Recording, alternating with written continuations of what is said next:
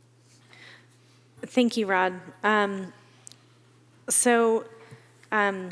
The staff recommendations are to certify the EIR and recommend City Council approval of the legislative actions and approve the development permits subject to the conditions of approval, which again include the delayed effectiveness pending council approval of the legislative actions.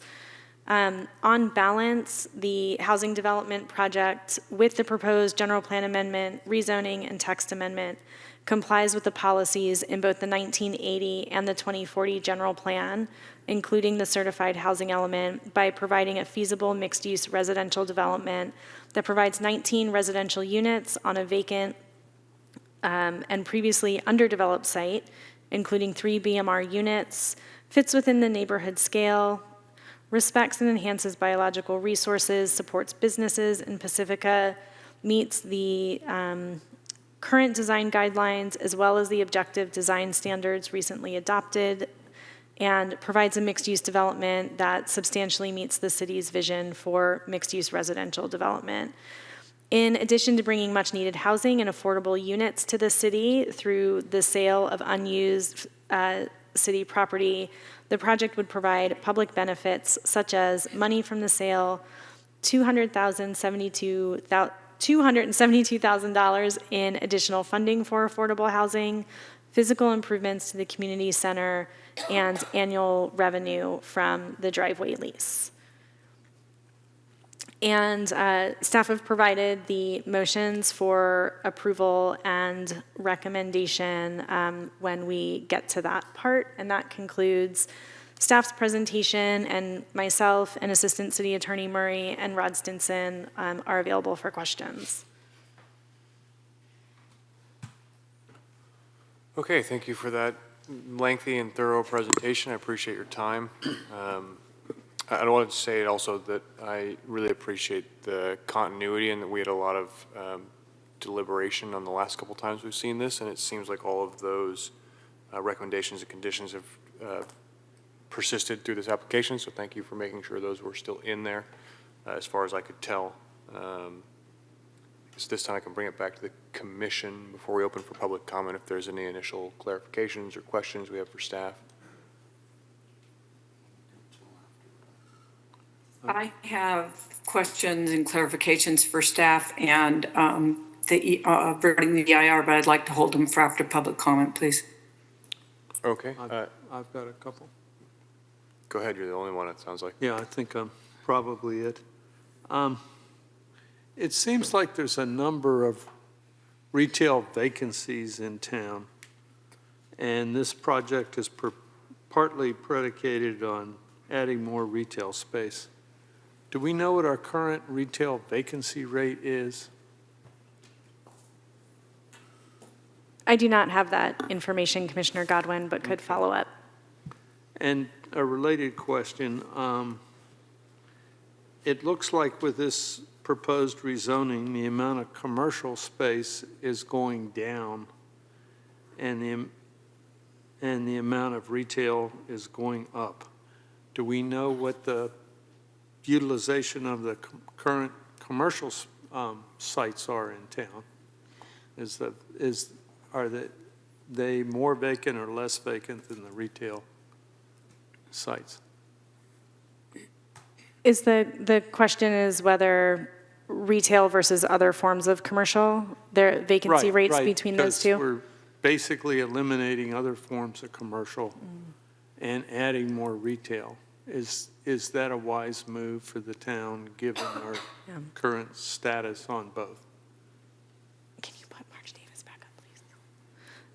I don't have information about the vacancy rates, but there are no changes to the allowable commercial and non-residential uses within the C2. Or are you talking about the difference between the M1 and the C2? No, I'm talking about we're getting rid of some commercial sites for possible commercial businesses and adding and replacing them somewhat with opportunities for more retail.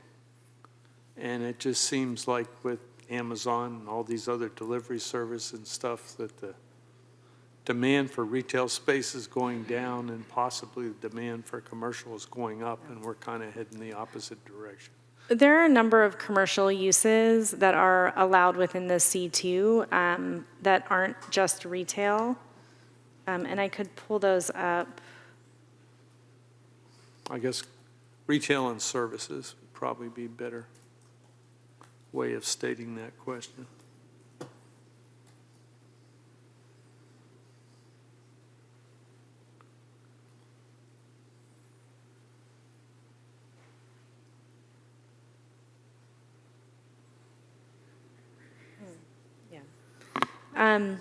So while I pull up the different allowable commercial uses within the C2,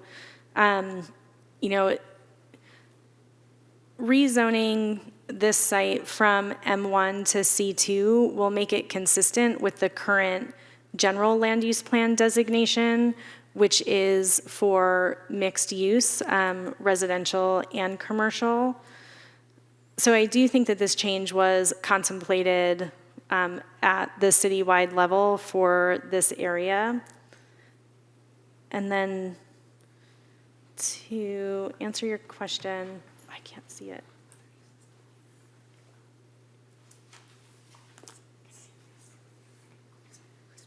I'm going to use this.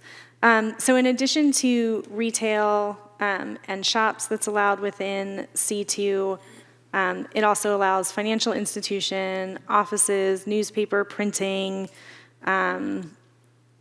plants not exceeding 5,000 square feet, restaurants, fast food, bars, household appliance, furniture sales, veterinarian clinics. So there's still quite a range of commercial uses that are permitted within the C2 zoning district. Mm-hmm. And with the M1 zoning, we do have, senior housing and other housing located within the area. And so some of those, heavier commercial uses, light industrial uses, may not be the most appropriate within the proximity to those residential uses.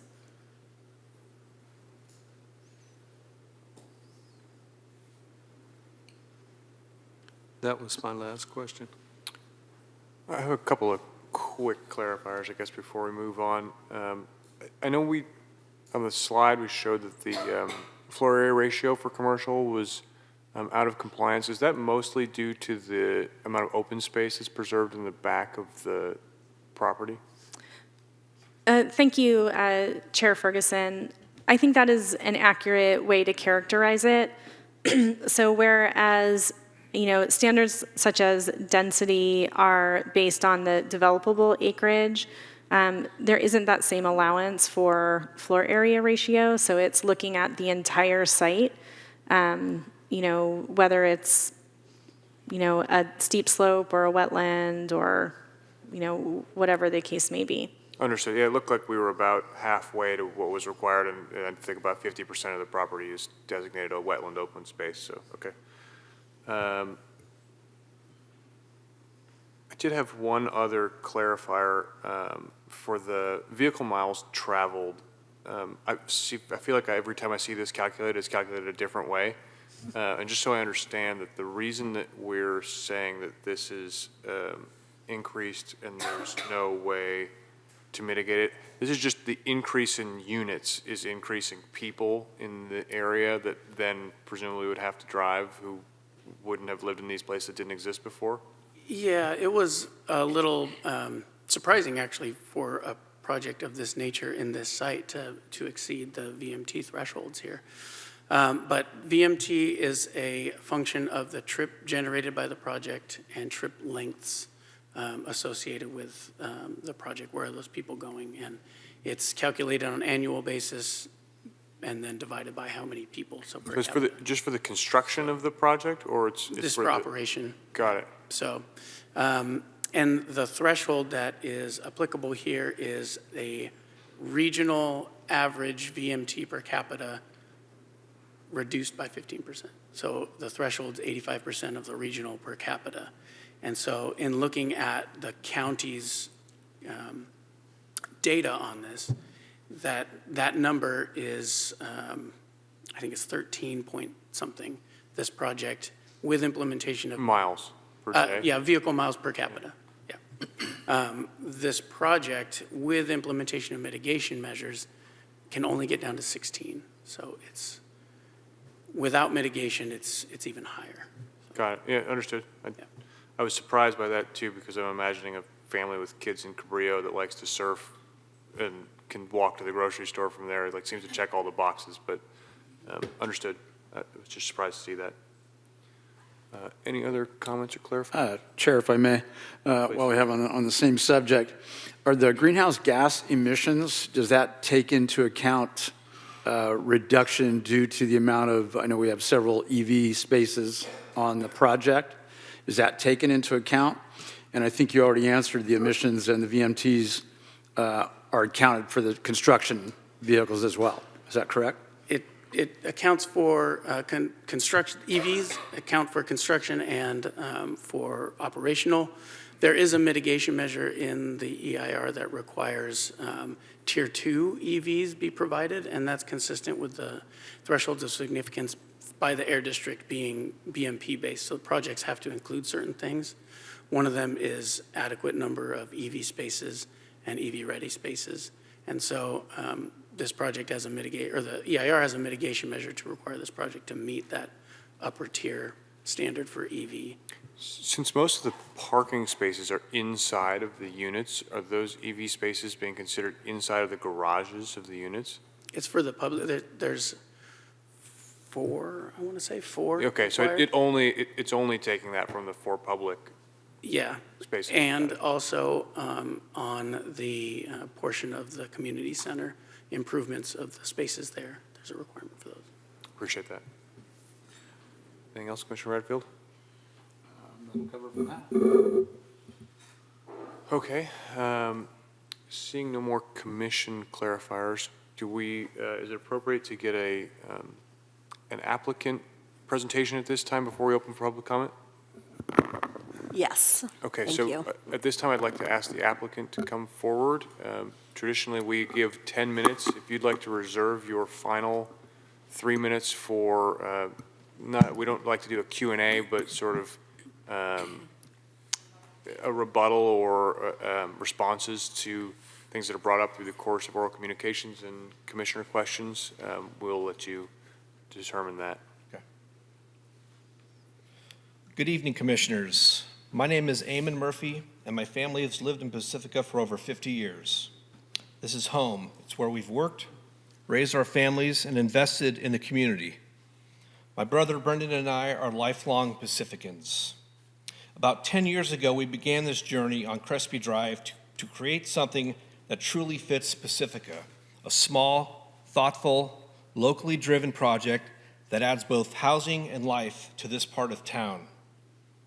The property we purchased was a dilapidated, underutilized lot, and from the very beginning, our goal has been to turn it into something the community can be proud of.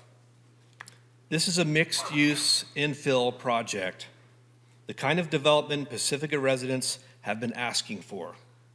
Not something built into the hills, but one that improves and complements the existing neighborhood fabric right here in town.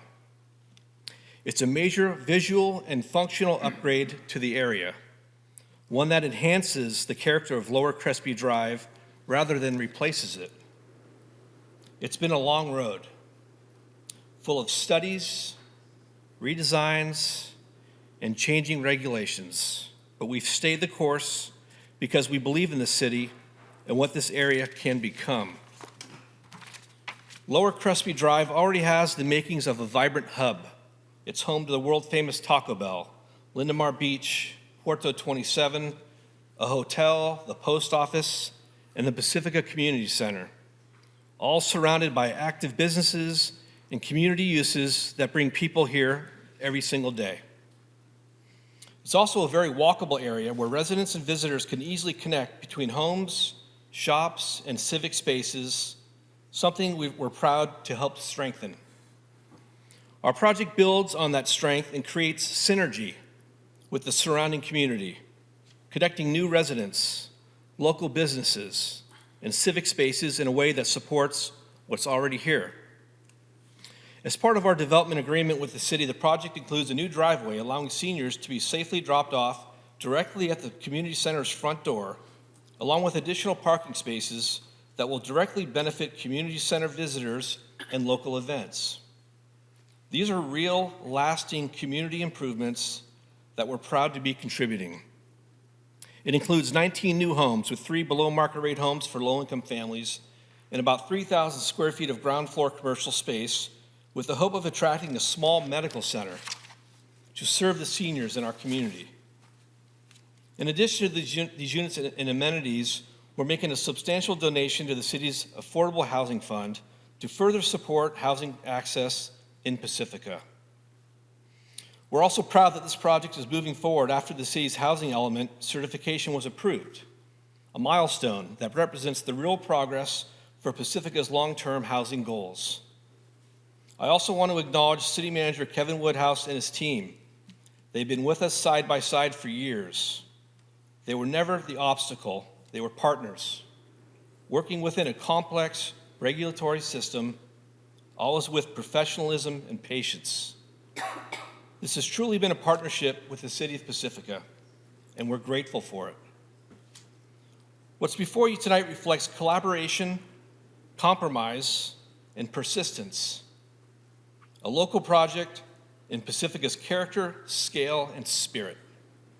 After many years, we're simply asking for the chance to move forward, to bring life to Lower Crespi Drive and turn this effort into something lasting for the community we've called home for half a century. With that, I'd like to turn it over to our architect, Stuart Welty, who will walk you through the design details and how this project was shaped with Pacifica in mind. Thank you, Eamon. Thank you very much, commissioners, for your time this evening, and thank you very much, staff, for such an incredibly well put together presentation on your part. I was truly impressed. We have been working quite some time on the project, as you all know, and much of what I had prepared, Samantha and Eamon, covered very well. So I won't bore you to death with repeating everything that's been said. The number one thing I would say is that we're an architecture firm that's been in business for 30-some years, and we have a huge number of LEED Platinum, near zero energy, passive certified buildings that we've designed and built, residential as well as commercial, churches, et cetera, as well. And so we've done this for a long time. All of our staff have construction experience, and so we have a lot of talent that can bring that sort of architecture and that sort of actually functional, efficient, sustainable, truly zero energy projects to fruition. So all of, to us, some of this that we have to go through in terms of mitigating VMTs, et cetera, sort of ring hollow to us because we don't think in those terms. We think in terms of creating a building that will enhance folks' lifestyles and allow them to do so in a way that brings vitality and energy and renewed commitment and to the neighborhood and the community as a whole, and a type of architecture that is able to be flexible and live with a family, live with its residents through time. It can alter itself. They can alter it easily as they live there. And so they don't have to just live there for a short time and move. They don't have to live there and expect to have a certain type of lifestyle. They can live and work at the place that they've chosen to be part of. So in terms of EV charging and gas usage, et cetera, we always provide a multiplicity of energy sources to the project. Some are renewables and some are not. And number one that's not is natural gas. And natural gas is provided to the site in a way that allows the resident to choose whether they will be using it or not. So a lot of folks these days, I would say it has grown to be as much as 2/3 of our clientele don't even want to use gas anymore. they all opt for electrical or renewable solar, et cetera. And so the projects naturally become super energy efficient. And so when it comes time for them to drive somewhere and add a VMT to the chart, it's well mitigated by the rest of their lifestyle. This site in particular is unique in that it's probably one of the few, if not the only site in Pacifica where you can provide this amount of housing in an infill scenario, because sometimes the site is described as being undeveloped, but in fact it was developed. There was a building there, there was a home there. It was surrounded by other commercial uses and affected by those. All of that will be mitigated, and the amount of and a large amount of housing at types and sizes of housing that are affordable will be provided. The site is uniquely situated in that it can it has a huge, almost 300-foot setback to its nearest residential neighbor, and on one side and on both sides, one commercial neighbor has no windows whatsoever looking toward our view. In fact, their facade will be, which is sort of obtrusive, I would say, will be mitigated by the landscaping and the project when it's developed. On the other side, the community center will become reinvigorated. The trails and pathways and connectivity that we provide will allow the community center to have a renewed life, and the pathway connectivity from the eastern port of Lindemar to the western part will be enhanced with the new trails and pathways that we'll be providing on site. I think I need to reserve a little bit of time to the end for rebuttal. So thank you very much for your time, and I'm happy to answer any level of detailed questions you have. Thank you very much for your presentation. This time I'd like to open the public comment for this item. And I'll begin with speaker cards. I've got another one from Ron. Is it Makel?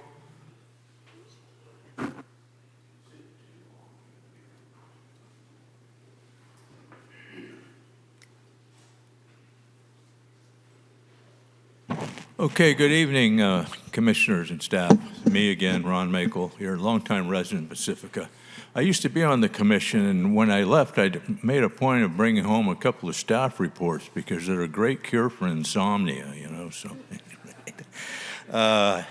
Anyway, this project is, as the gentleman mentioned, speaker before me, is unique. It is very unique in many ways, and obviously you can see the first application that took place in 2016, and here we are today, still kind of trying to sort out all the uniqueness of this property.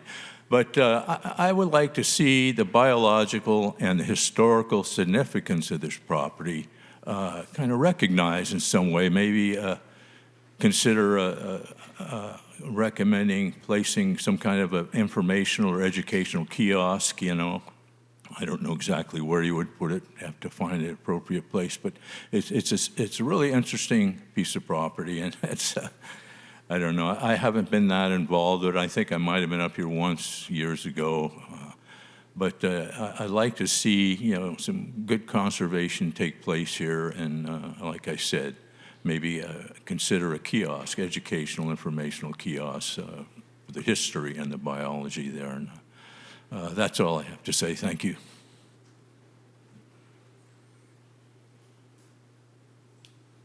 Thank you. Next, we have Cliff Lawrence, followed by Gail Benton.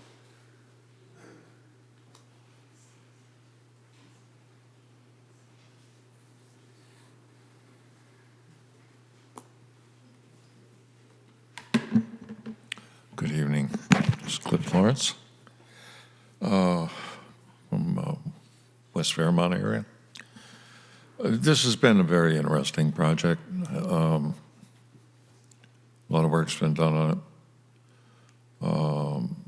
The speaker before me mentioned its historical significance. It's my understanding this is what remains of once was a 14-acre lagoon is now less than an acre of wetland known as Matilda Wetlands. There were two lagoons in Pacifica's history, and this is what's left, one of them. As it's configured now, those who know a lot better than I say that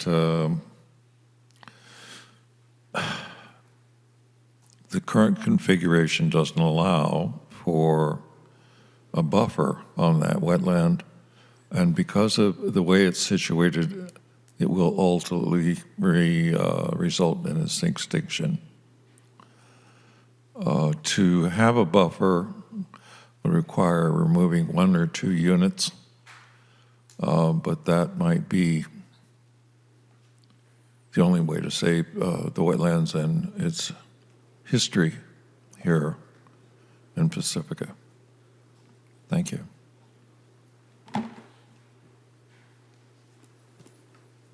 Okay, next up we have Gail Benton Shoemaker, and behind her we have Stan Zeven.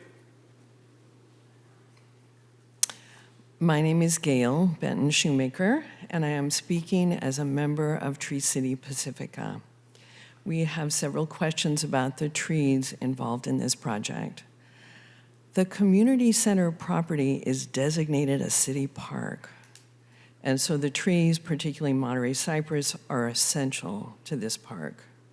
We're concerned about the protection of the Monterey cypress when a road and parking is built in front of the community center.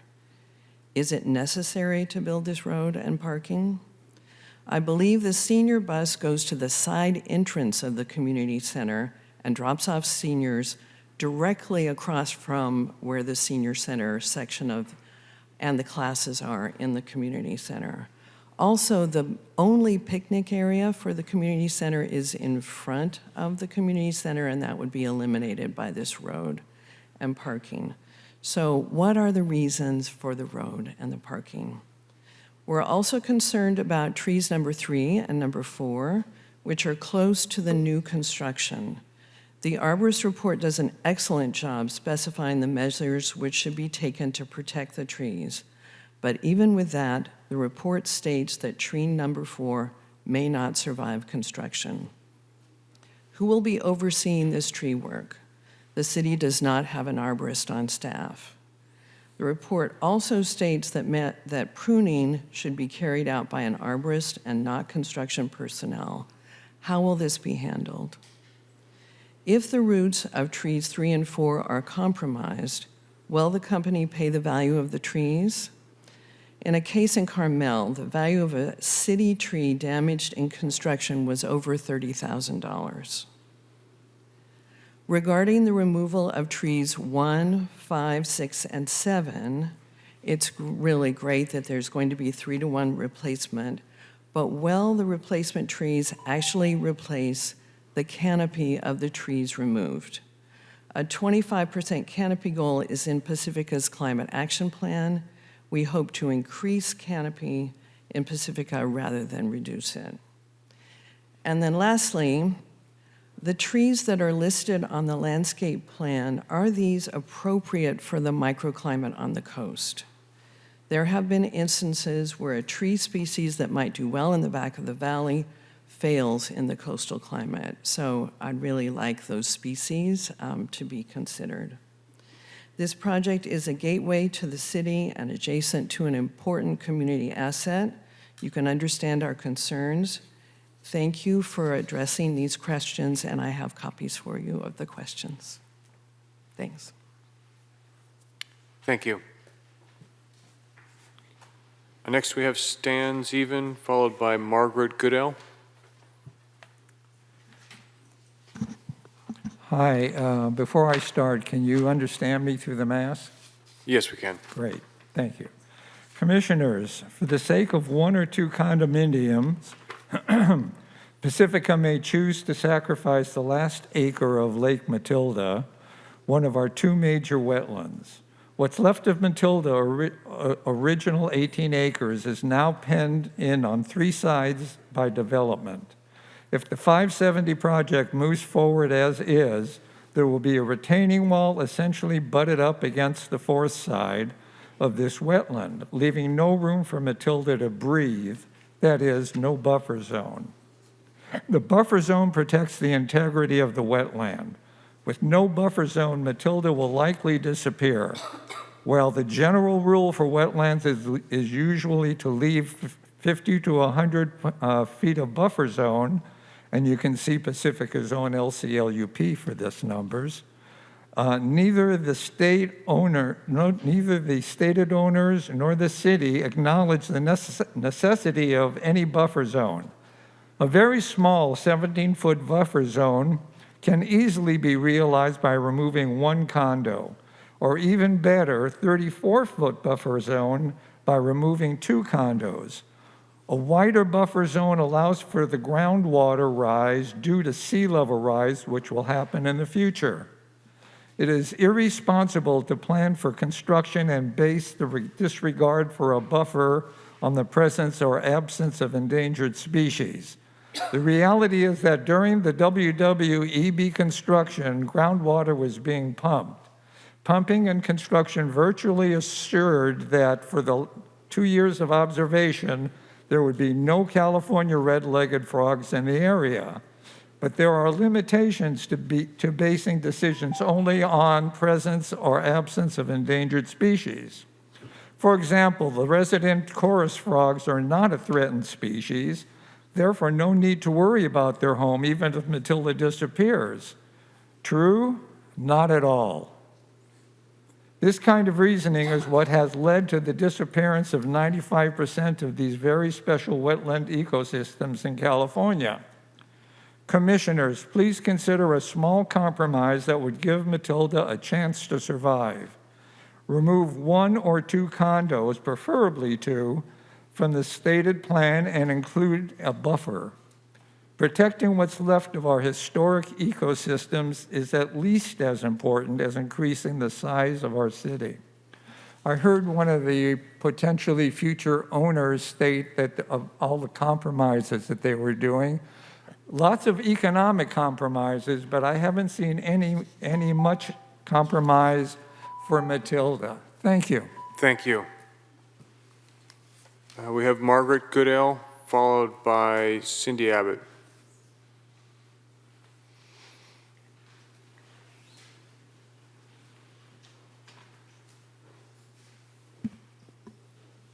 Good evening, Commissioners. I also would prefer not to remove my mask if that's okay. My name is Margaret Goodale. I ask you to take 3 important actions tonight to preserve the remnant Matilda wetland. First, do not approve the agreement, the development agreement and permits without any real standard buffer between the concrete retaining wall and the wetland boundary. Staff report claims wider buffer zones, but nowhere in the staff report or attachments did I find any map or drawing that would confirm that claim. Every drawing shows construction of a walkway cantilever just above or within inches of the wetland boundary. How far from the wetland is the 5-foot to 6-foot high retaining wall now? For the best detail, check tentative map TM-0. There is effectively no separation between the wetland and the construction. So, are you clear about where and how wide the buffer zones will be? Second, do not approve the rezoning and text amendment without an accurate and detailed map. Designating conservation status and rezoning to open space is an important thing to do. They should be applied as proactive measures. A map for conservation purposes should be drawn to protect a healthy wetland rather than simply to accommodate development. Where exactly does the new general plan conservation status apply? Where will the rezoned open space start? How far from the development? Third, do not recommend to council, quote, incorporating all maps in this staff report without specific visual confirmation that the zoning and labeling are accurate and honor the wetland delineation. The words alone will not preserve the wetland and the wildlife whose lives depend on its health. There is no map that shows the proposed changes. The report is missing important information. If you accept this staff report, you will set a precedent that contradicts the city's defined buffers of 25 to 50 to 150 feet for wetlands. I do not oppose this project. There are many, many, many things to recommend it, but reducing by just 1 or 2 units would allow a small buffer for the wetland. And tonight, you can take the opportunity to minimize future damage by requiring staff to require the condition to condition the project to include a real buffer between the retaining wall and the delineated wetland to ensure its continued viability. Thank you. Thank you. We have Cindy Abbott, and then I have no more speaker cards. If there anybody else who wishes to speak, please bring your cards up now. I have something for all of you to say, just a sheet, and there's plenty to put in the back too. If you could count those out for the commissioners and the back.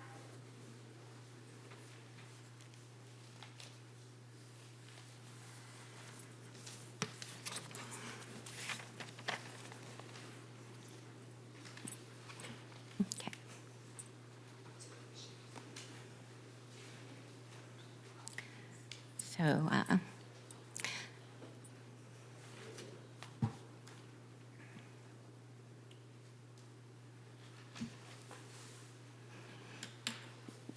So,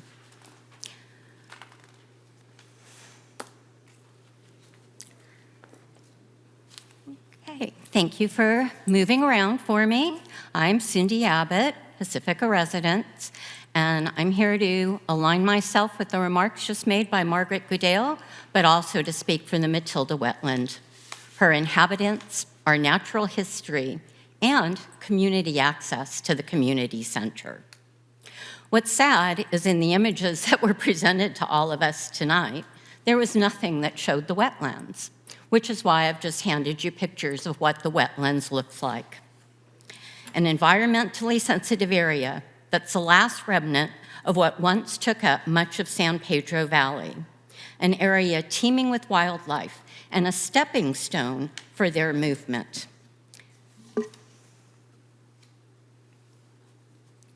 And this is what it sounds like.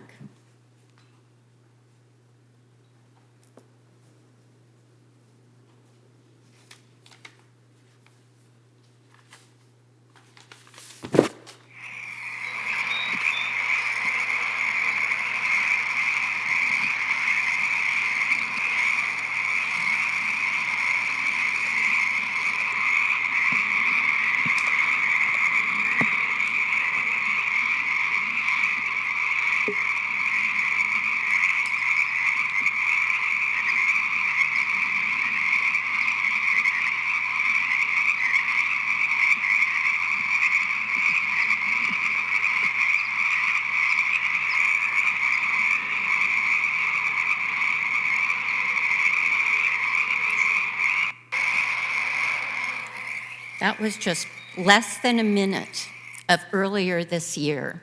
The sound of chorus frogs permeated the air all around the community center, actually being heard across the street where I deliver Meals on Wheels. You could hear it up the street and down the street. The photos that I took were from earlier this year at that time, and also a couple of years ago. It is a vibrant and exciting area that deserves some respect. What was said in the staff report was that no development is proposed for the wetland, but it abuts right up to it. There's no buffer, there's no respite or relief for that wetland area. And if you look at these photographs too on the flip side, you'll also see where the wetland in seasonal rains does indeed come up much further than where it is designated on the buildings. I have documentation for this, as do others, over years of paying attention and wanting to see Lake Matilda preserved. Another concern is the access to the community center. You saw the roadway coming into the condo project and going out that access point onto Crespi. That's the same place that this driveway that will go in front of the community center will be dropping people off. It's the same driveway that goes back to the actual community center parking lot in the back. I don't think that this was well studied, and I don't think that there's really enough public benefit there, including $7,700 a year, less than $650 a month, to be impacting ingress and egress from one of the most well-utilized areas by seniors and kids, skateboarders, beachgoers. Really, this needs to be rethought for that area. And just like I don't oppose the project, I'd like to see it go back to the size that it was, and at minimum, reducing the back area and putting that necessary buffer in. Thank you. Thank you. I don't see any more raised hands in the audience, and I don't have any more speaker cards, so we'll go now to Zoom. Do we have any raised hands on Zoom? Yes, we have a number of raised hands online. The first one is Suzanne Moore. Suzanne, if you may please unmute yourself. Thank you. Honorable Commissioners, I appreciate that this project has made strides to protect our historic wetlands, but I am deeply moved by some of the pleas of our community to get a better buffer zone, to retain the history and the beauty of the wetland. I believe public land should be used for public good. And regarding the 3 below market rate units, please, I hope commissioners would ask for clear, transparent, and equitable plans for the construction and sale. I want to really hope that those are going to be available to our community in an equitable fashion. I also hope that commissioners might use their influence with the city to create a robust path to reach out and incentivize nonprofits to build in Pacifica.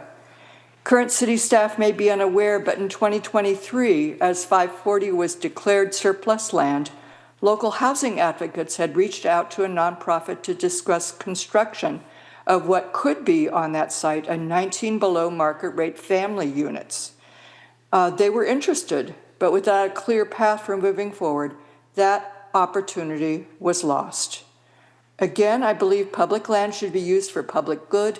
Please advocate for our city to develop a dedicated housing outreach team to encourage nonprofit development, and thank you.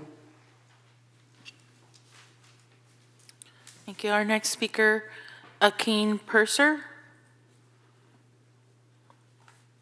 What'd you think? Hello, my name is Akane Purser. I've lived in the Bay Area all my life. I'm hoping, and it sounds like people aren't opposed to having this construction to take place on Crespi. I've been looking for housing for my son and grandkids in Pacifica for quite some time. My son unfortunately had to leave Pacifica because there weren't many options available and had to move to Fairfield, and he works at San Francisco Airport. By building more housing in this area will allow him to come back to Pacifica, and I can be closer with my grandkids. Just enjoy the local shops, and there's a school right across the street. I'm thinking something like this would be an excellent opportunity for the future of my family and my future grandkids' lives in the Pacifica area. Pacifica is a beautiful place, and we don't have anything much like that in this area.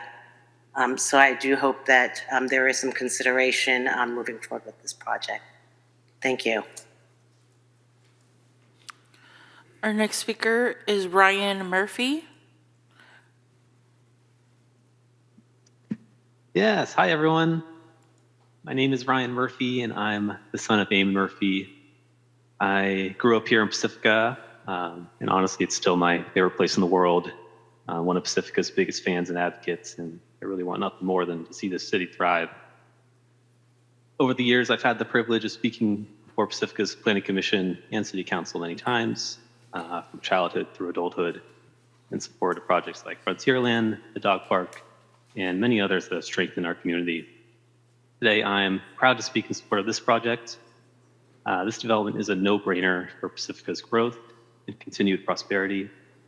One aspect of the project that I'm excited about, I think is actually a little understated, is the potential for a medical office to open up right next to the community center within this property that serves so many of our wonderful senior residents.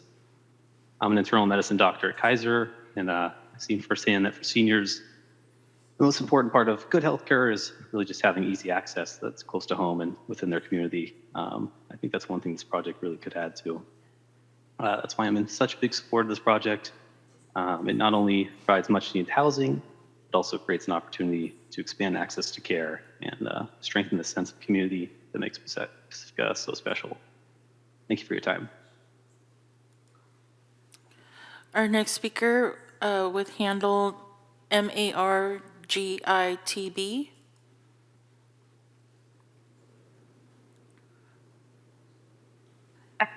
This is Margaret Bodie. Thank you for taking my call and giving me some time. I also grew up in Pacifica and have lived here for over 50 years. And I concur with what the previous speaker just said, that this is really a great project because it offers additional housing that is desperately needed here in Pacifica. And for me, I'd much rather see new housing being built here in the Lindemar area as an infill development, rather than seeing new housing developments being built up in the beautiful mountains surrounding Pacifica. And I know we have a couple of projects going on right now, and that hurts me. So I think this is a great opportunity. I drive by that dirt lot every day for years, and I just can't believe it's been sitting empty for so long when it could be put to good use. I also believe that public land is to be used for public good, and that's why I think this would be a big win for our community. Thank you. Our next speaker is Peter Loeb. Good evening. Can you hear me? Yes, you can. Yes. Thank you for this Zoom opportunity. I'm unable to be there in person, and I really appreciate being able to speak on this item. I've lived in Pacifica for 50 years myself, and I was first introduced to the wetlands under discussion here many years ago as a remnant of the historic Lake Matilda. There were several people, many of them gone now, who instructed me about the history of that wetlands. The site plan for this project shows the development all the way up to the edge of the wetlands, and that's what concerns me. We protect wetlands from development. We don't develop right up to them. I really think there should be a buffer between the wetlands and any building, any construction, any development. Please don't approve a project without a buffer between the wetlands and the building. I'm going to make a different point. The Pacifica City Council is currently negotiating the price and terms for the sale of the city land that's part of this project, and that the Planning Commission is being asked to deliberate on tonight prior to the close of that negotiation. My understanding is that that negotiation could affect the final development agreement. The Planning Commission discussion of the development agreement should be continued until the final results of that City Council negotiation are known. I think that this process is, to a certain degree, backwards, or it's cart before the horse. You need to know the final version of something before you can talk about the details of it and whether or not to approve it and recommend it, so forth. Anyway, those are the two things I wanted to say, and I want to thank the commissioners for your service, your volunteer service to this city. I want that to be recognized. Thank you for your time. Our next speaker is Joanne Arnos. Hello, good evening. I'm not going to take up much of your time. I'm calling about the wetland preservation. I'm very in favor of a larger buffer for the wetlands and protecting the wetlands and the species that live there. And I'm going to mind what Peter just said about the carts before the horse. That City Council should approve the negotiation and the price and the transfer of the public land to the project before you make a decision one way or the other. This project's been on the radar for many, many years, and we've tried, the community and some of the aging members of the community have tried many different ways to try to negotiate with the owners, developers, to try and preserve the wetlands. So we're at this state right now, and the issue is still the wetlands, the buffer, the protection of that, and deleting two units to protect the wetlands. And the compromise has never been reached. We're still at a stalemate here at this late day. So I'm very concerned that we haven't been able to negotiate a change that everybody will be happy. I'm not opposed to the project. Of course, we need housing here. We wish it was more low-income housing, but we'll take what we can get. But I'm just hoping that you will evaluate this. The trees are also an issue historically. I agree with what Ron said about having some historical aspect about the project itself, the land itself. And also, I'm not in favor of any historic trees to be alleviated for the project. I visit the community center frequently, the congestion, this driveway, all the things that you've heard from the public this evening, the pros, the cons. I know the ball's in your court right now, and you have a tough job, and I'm always appreciative of your service, your intent to try and do the right thing, the balancing act of what's legal, and also listen to the members of the community. I guess that's all I wanted. I said I was only going to take a few minutes, and of course, I'm right at the end of my time. Appreciate you listening, appreciate the work that you do, and I wish once again you would evaluate this for the protection of the wetlands and the species that live there. Thank you, Joanne. Thank you. Our last speaker is a phone call-in listener with the phone number ending in 3091.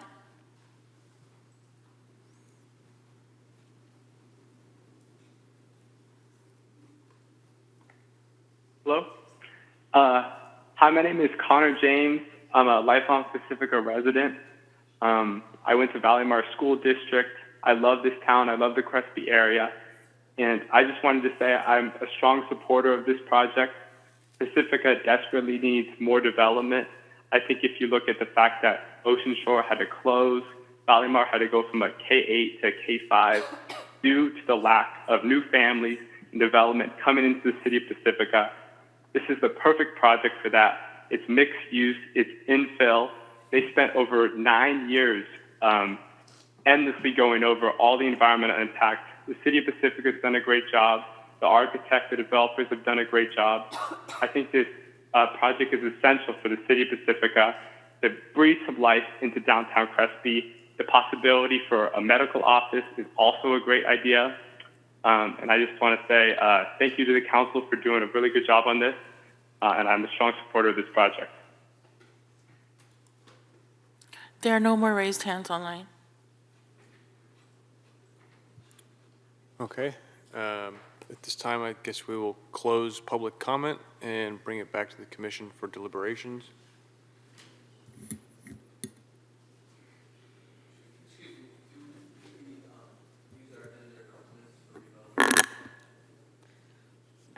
Yeah, Chair Ferguson, staff would like to respond to some of the public comments. Sure. Would you like to go first? Okay, sorry, thank you.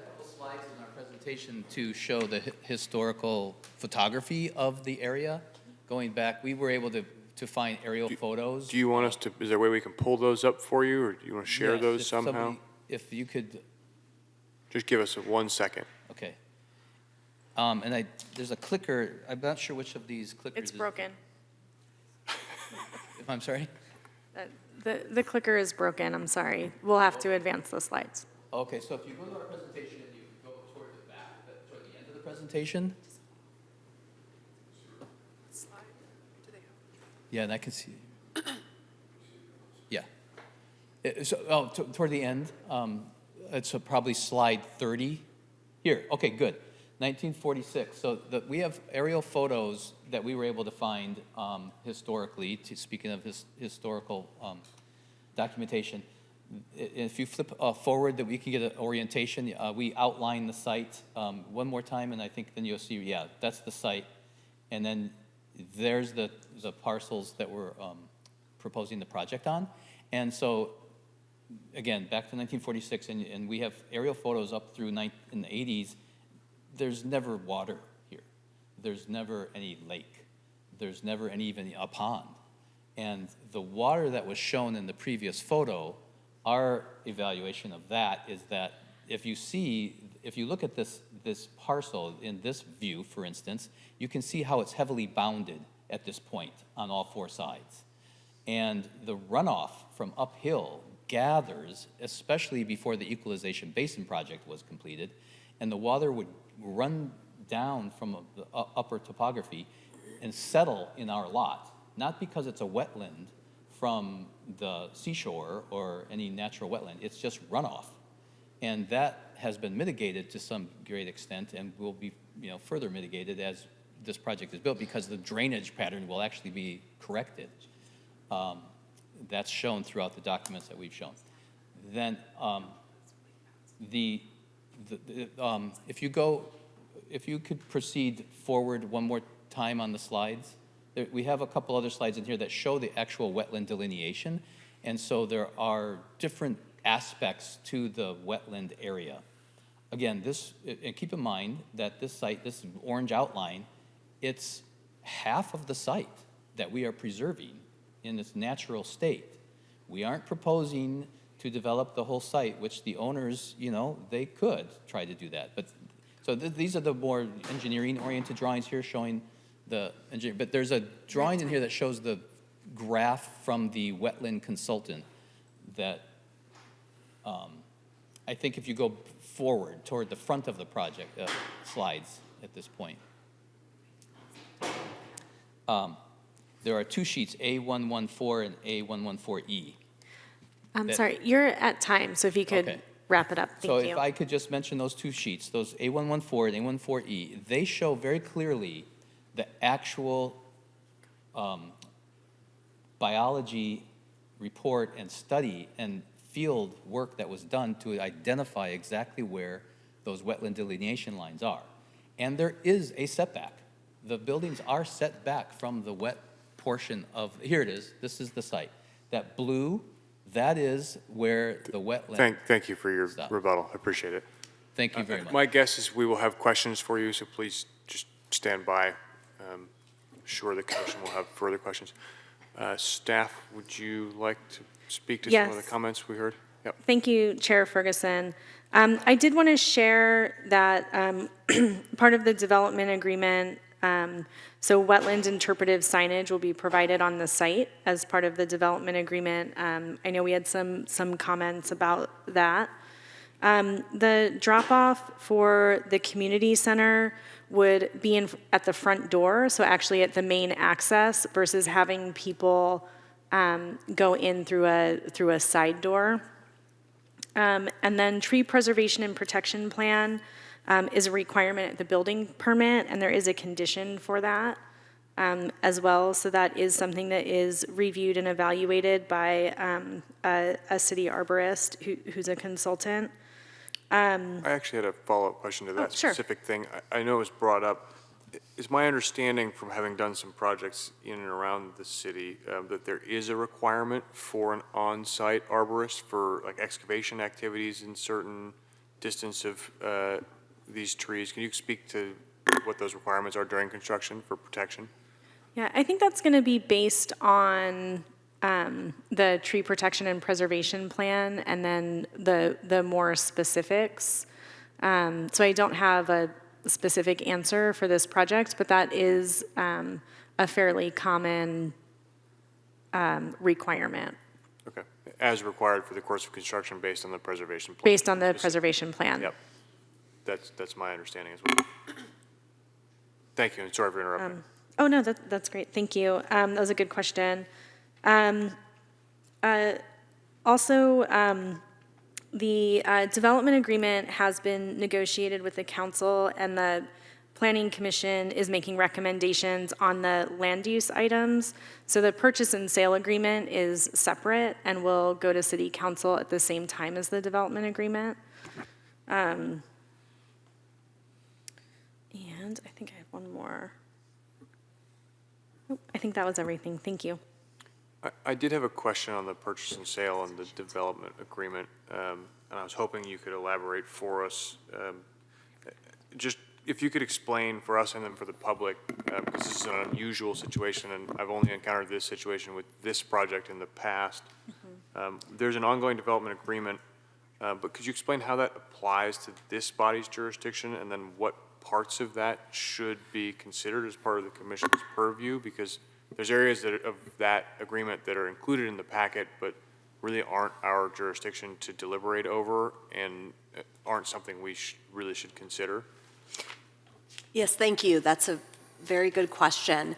And the Planning Commission's purview is over the land use elements of the project. For example, consistency with the general plan, approval of the amendments and the zoning and the land use findings that are set forth in the staff report.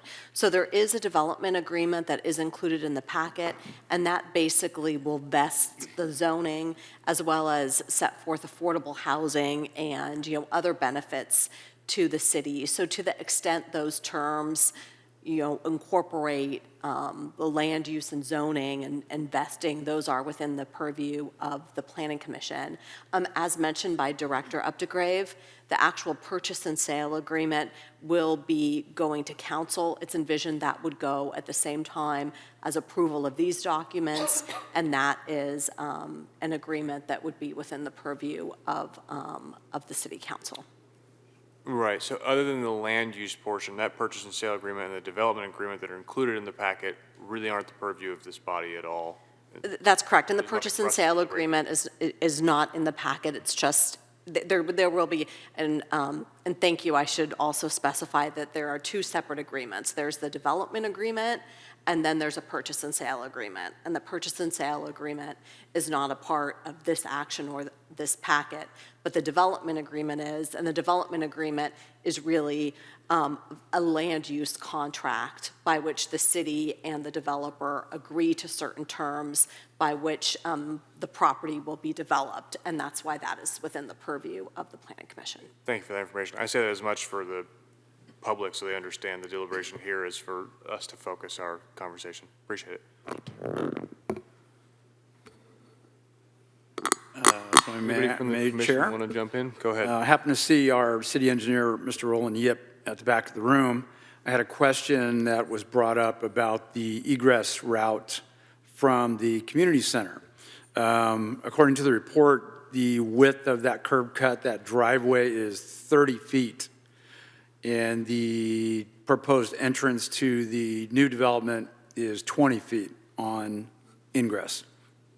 I believe a 30-foot drive is substantial for both. It's obviously for emergency vehicle use, et cetera, et cetera. It's also becomes a one-way route designed for, I believe the diagram showed a quite large fire truck to be able to access, because we're talking about 3-story buildings in the development.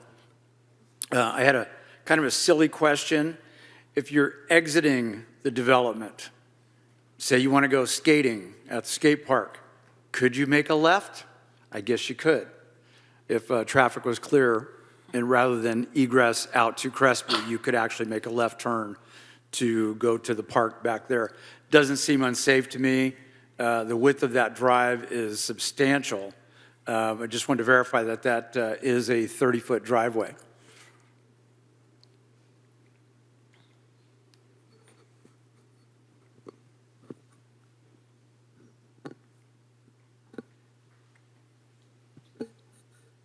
I guess, do we have any more questions while we get the answer here?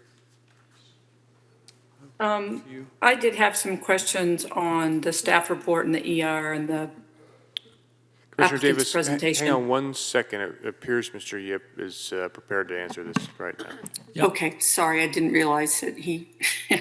Duh. Good evening, Planning Commissioners. Actually, I may need a second to verify the width of that. I don't have that readily available. So if you could give me 1 second, I'll measure the width of that driveway. Go ahead, Commissioner Davis. Sorry. Okay, thank you. These are just, I have some other questions too, but these are questions that came up during the report. So during the staff report, they talked about the timeline. I was curious about there was a point in time where we went from 15 units to 19 units. And I was just curious about what motivated that change. Is that a question for staff or the applicant or both? It came up in the staff report, but if they don't know the answer, the applicant could. I believe the applicant has. And one of the reasons, I don't want to be leading, right? But one of the reasons I'm asking this question is when we talk about the wetland buffer, and I have questions about that as well, it sounded to me like 1 or 2 units less would allow for that buffer, or potentially 1 to 4, and here it was 4 less. So I was curious what was the motivator for, is it a? Yeah, they're approaching the podium now to answer for you. Great, thank you. The primary reason was to provide additional housing and to be able to afford to provide additional below market rate units designated through the Affordable Housing Program. I noticed that coincidentally, those two quantities match. Thank you. Okay, and then I also had a comment about, or a question on the driveway for exit from the project. I know so they're going to be exiting the project on what will still be city property, if I'm understanding, and I'm just curious about the risk and or liability to the city for that kind of a situation. I don't know, maybe city attorney could answer that. Yes, I can answer that question. The development agreement does require the developer to enter into a license agreement with the city. So through that agreement, we would include appropriate indemnities and insurance requirements, typical of a license agreement when someone will be using city property. Something like indemnify and hold harmless? Exactly. But as an example, what would happen if there was an accident? And is that going to be a two-way driveway? If they're going to be exiting the project, but we're going to be bringing in seniors, it seems like it's going to be two-way traffic. So what would happen? Who would be liable, or what would be the risk if, say, there was an accident on that driveway between a property owner from the project and the seniors bus? Or another vehicle that was coming to the community center? So just a private citizen. It's hard to know specifically what the factual situation might be, but in terms of use of the city property, there would be an insurance and an indemnity to protect the city in terms of, any incident with standard liability that would be based on, standard liability and fault issues.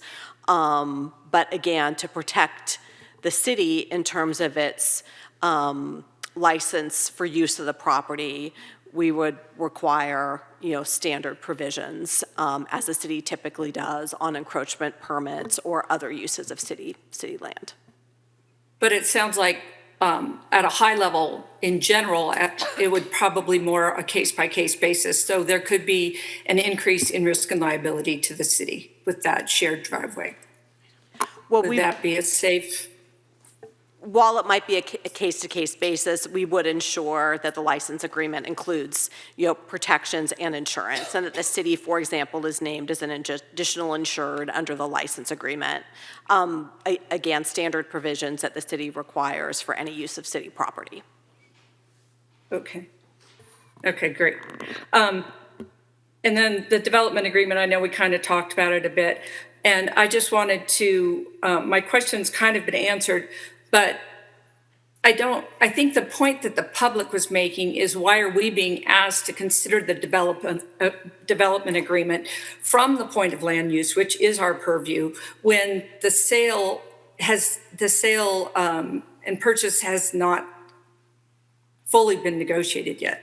And I could see why they would interpret it. Why would we have to consider something for something that hasn't even happened yet or hasn't been finalized? So I wanted to clarify that. I think that's the point that was being made with the cart before the horse.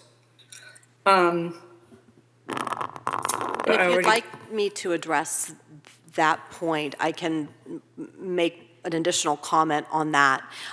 Sure. And it's standard for any application that moves forward to require the consent of the property owner. It's fairly typical for projects to move forward before the applicant owns the property because they want to get the entitlements first before they complete the purchase and sale agreement. So in this case, the project's being processed by the owner of one of the parcels and the consent of the city as the owner of the other parcel with respect to the land use elements. Okay. And so I'm new to this, we all know that. But one of the problems for me, and it's come up before, and I'm just going to say this as a sidebar, is that all these things are lumped together. So there's like 5 things that are all in this one resolution, and if I don't agree with one of them, or if I don't understand, it's hard for me to view them as a group, so to speak.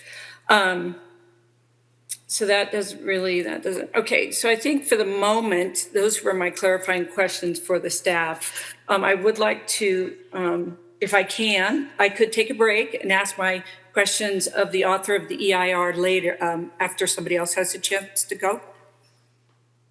Yeah, I think that's fine with us, Commissioner Davis, if we want to go that way. Okay, great. So, and the first are about the presentation, and then I have some additional ones as well, because I also am having a really hard time understanding where this buffer is for the wetland, because my understanding, and someone can correct me because I may not understand properly, that the wetland is not just where the water appears at any given time. The wetland includes, and in fact, if you walk on the property now, there's parts of it that are soft. They have vegetation and plants that are specific to wetlands. And another time I walked there and my shoes were getting wet.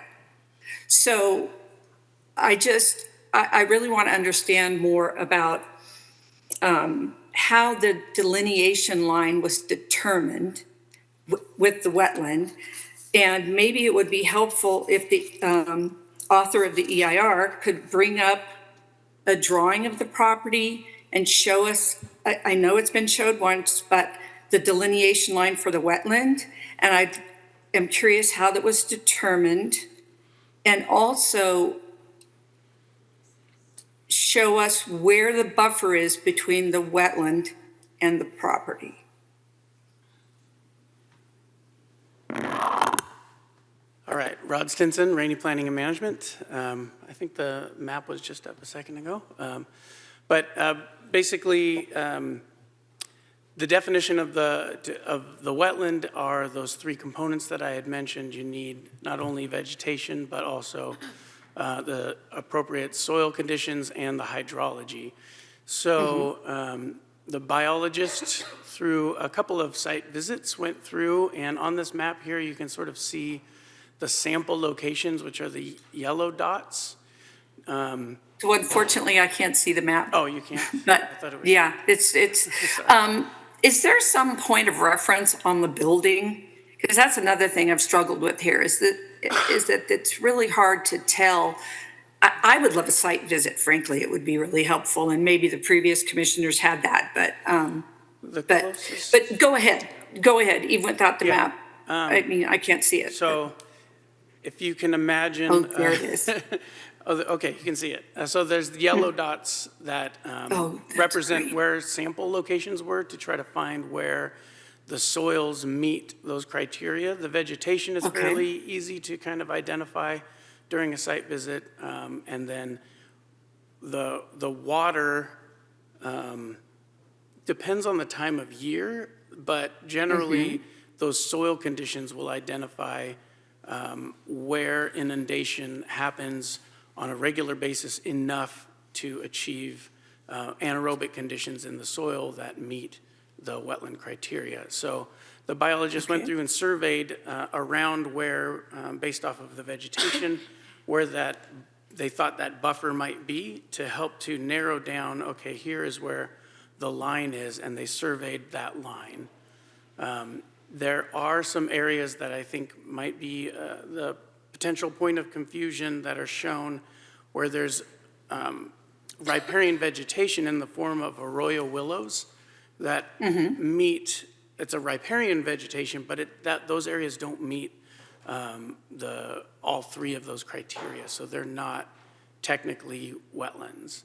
And the proposed project includes some pruning of those areas and relocation and replanting of willows closer to the wetlands.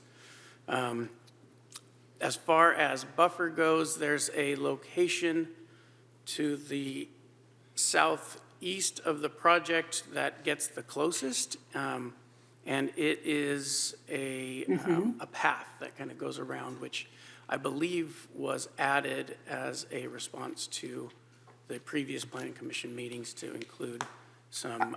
I believe that's the boardwalk, and I'm not sure But can you define, please, the distance between the wetland delineation line and the back of the building?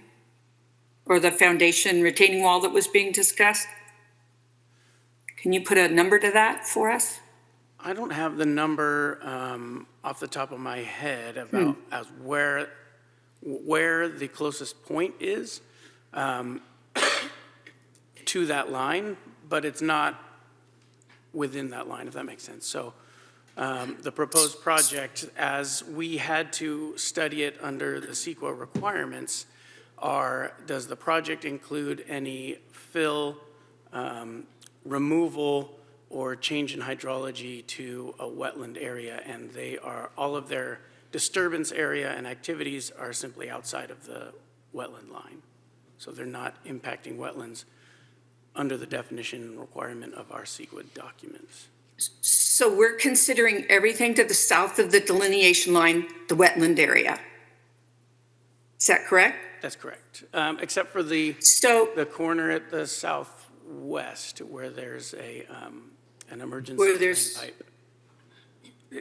On this map, you can sort of see it on the left side where there's kind of a carve out on that green area. There's an emergency drain pipe in that location, but everything on this map that's in color, that's the wetland delineated area. And that map is on packet page 175, Commissioner Davis. Yeah, I can see this one really well now. So I think it would be really helpful. I mean, you heard the number of public comments. There's comments in public comment letters about a buffer. If there's truly a buffer between the retaining wall and the delineation line of the wetland, it seems as though that would be a really helpful measurement to have available.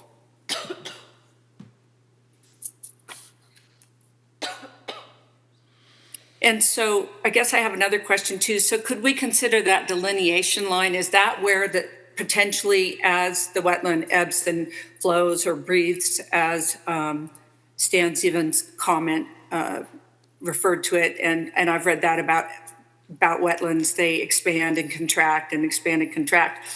So would it be safe to assume that the water might come up to that wetland delineation line, say in a really heavy storm or a really wet winter, as the water moves forward? I think that's part of what a buffer zone would be for. So would it be safe to assume that it goes up to the delineation line, that there's potential for that? No, the water in a wetland does move over time up and down. This particular location includes an emergency drainage pipe. So when the water reaches a certain level, it drains out into the adjacent ditch and moves along. So that essentially, kind of like a bathtub, right? If the water gets too high in that bathtub, there's the little drain at the top to keep it from overflowing into your bathroom. There's a similar mechanism here that when this wetland gets to a certain level, it drains out and doesn't So it doesn't go flood the all neighborhood. way up. So it doesn't flood the neighborhood. Right.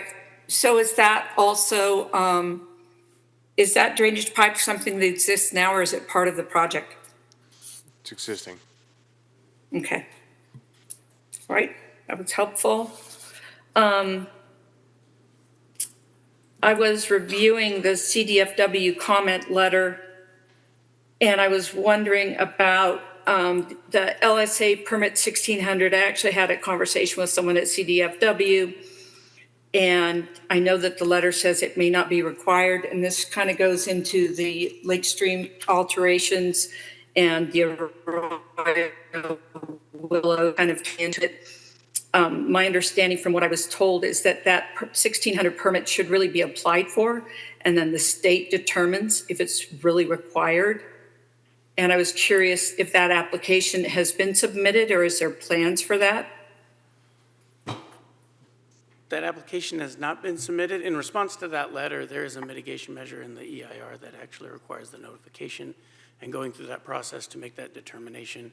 Should they determine it not to be needed, then nothing further is required. Right, and then further, my understanding is if that permit is required, then CDFW, State of California, becomes the lead agency on that, and they can then get involved in the mitigation measures? Is that the case? They would be the lead agency in that permitting process, a responsible agency in the, as it relates to CEQA and use of our document. Okay. And then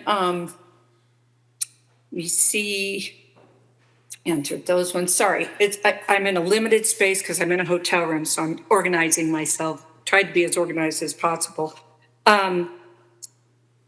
So another issue or another question I had, they talk about an incidental take permit, and my understanding is that that there's probably not a take issue in this case.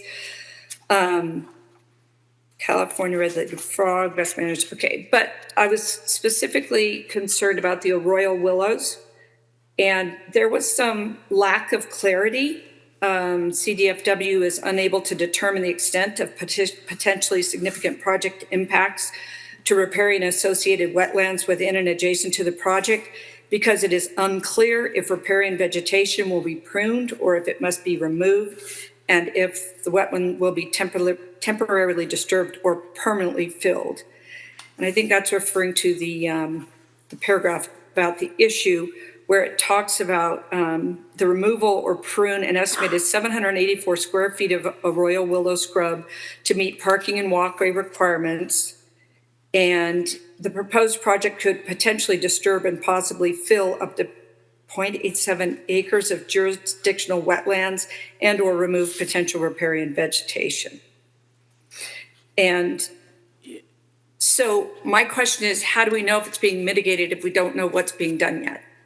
Yeah, and that was part of... It's not clear. And if it's not clear to CDFW, it's not clear to me. And that was the reason for the recirculation of the chapter. So those comments were on the draft EIR, and that was the original version of the biological resources chapter that went out for a 45-day public review, and that was their letter on the draft EIR.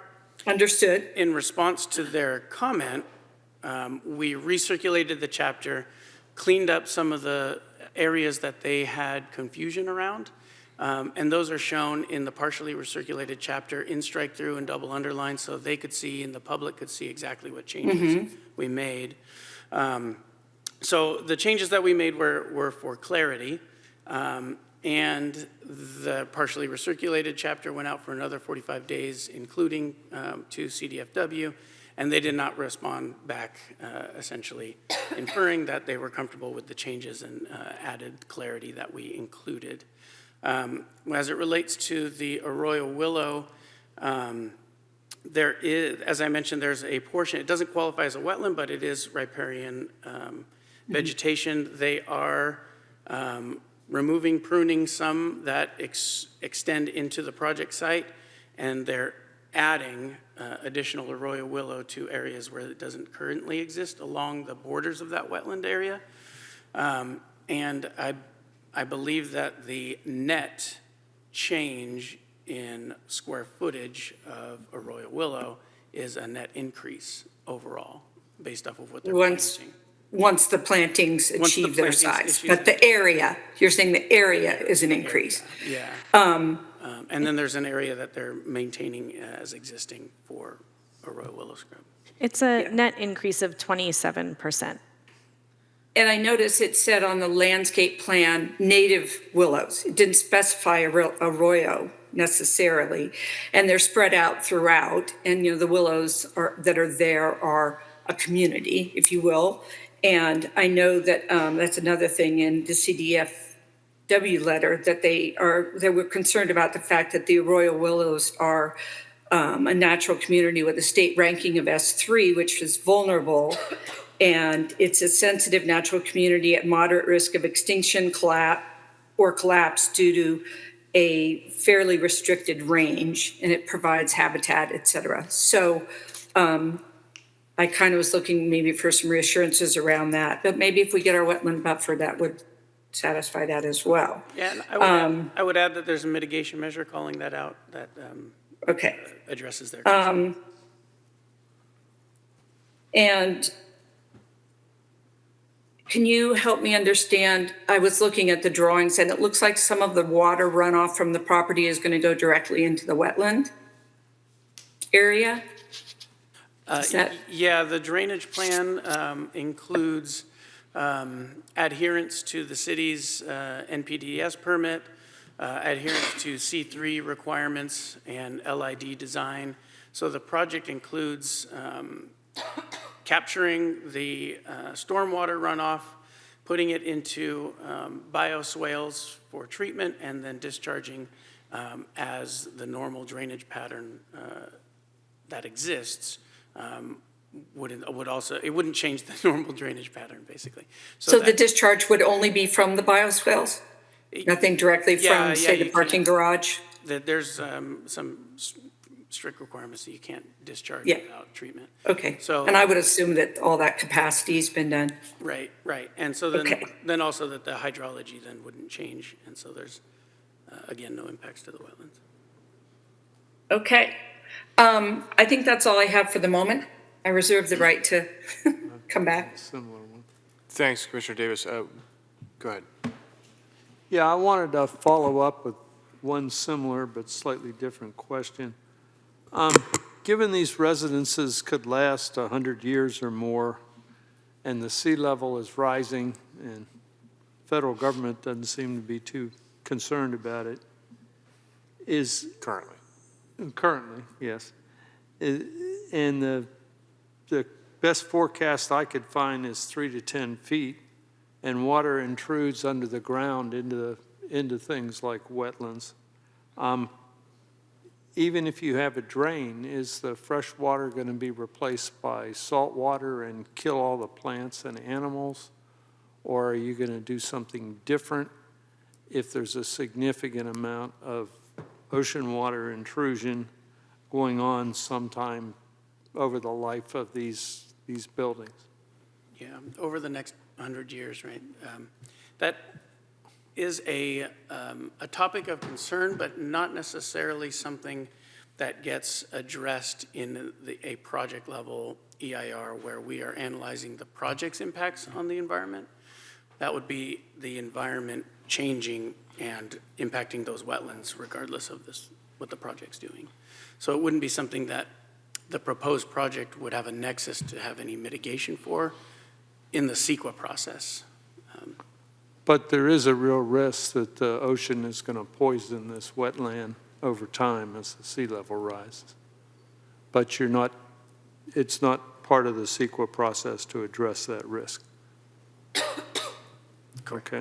I think the city engineer is prepared with an answer to Commissioner Redfield's question. Yes, Commissioner Redfield, starting with the most northern driveway is measured at 37 feet. The next one south of that is measured at 30 feet at the opening, but then it does narrow down to 23.5 feet for the travel lanes. And then the one-way that is on the development is going to be 18 feet.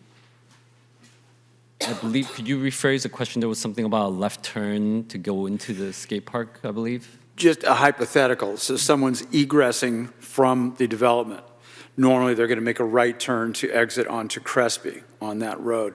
It still would be acceptable, traffic-wise, if they, say, wanted to go to the skate park, leaving their townhouse and wanted to go down to the skate park. They could still make a left turn on the egress out of the proposed development property.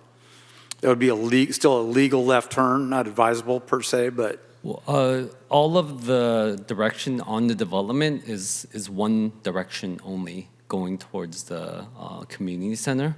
So they can't make a left turn out of their development. They can only make it from the community center.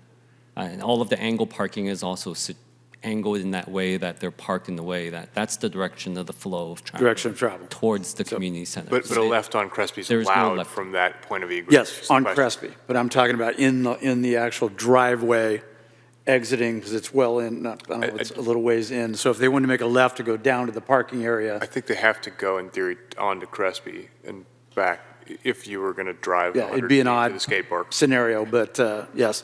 So thank you, Engineer Yip. I appreciate it very much. Thank you.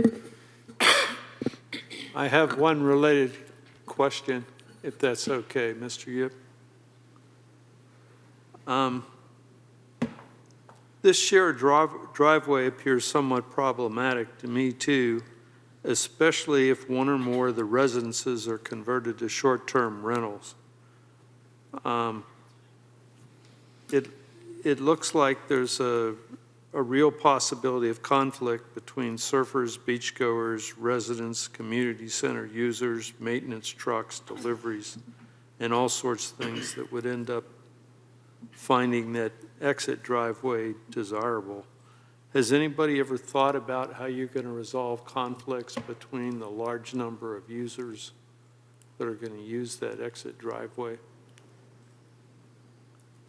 Because it sure looks like with the short-term rental ordinance and some of the people that around town that seem to park in the red curbs, or that we have those quite frequently, in fact, daily. I think in terms of the signage for the development between the community center, we can look at that as we get more into the building permit plans to see if there's going to be a conflict there. I think in terms of the use, that the most traffic that is going to occur here is usually during the commute hours, and there's more of like the school-age kids and the seniors are using the community center, so the time of use is going to be a little bit different here in terms of how the flow of traffic, but we can study that and see how we can mitigate it with better signage. I'm not sure if planning could answer a little bit more about the short-term housing, short-term rentals on the project, if there's any restrictions on that, but there's parking available, in other areas on Crespi here. Yes. Thank you, Deputy Director. Excuse me. Excuse me, before we get too far from what I was asking about the EIR, my apologies, but I just want to reiterate, because it went to the driveway and now it's going to the affordable housing, but I still would like a measurement between the wetland delineation line and the back of the project, be it the retaining wall of the building, where the construction ends. Please, that would be very helpful. And I understand you may not have it available tonight, but I also found that there's kind of an inconsistency in some of the maps, and the measurements aren't there where you can see that, so I'd really appreciate that information. Thank you. Thank you, Commissioner Davis. We will follow up on that question. To answer Commissioner Godwin's question about short-term rentals, so the short-term rental regulations apply citywide. They don't apply specifically to projects. So this development would be subject to all of the current STR regulations that recently went into effect in August of this year, which include different limitations on hosted versus unhosted, number of required parking spaces, number of nights, and so forth. So again, that's looking more, they'll be subject to the citywide standards versus analyzing something specific to the project or requiring something specific for the project.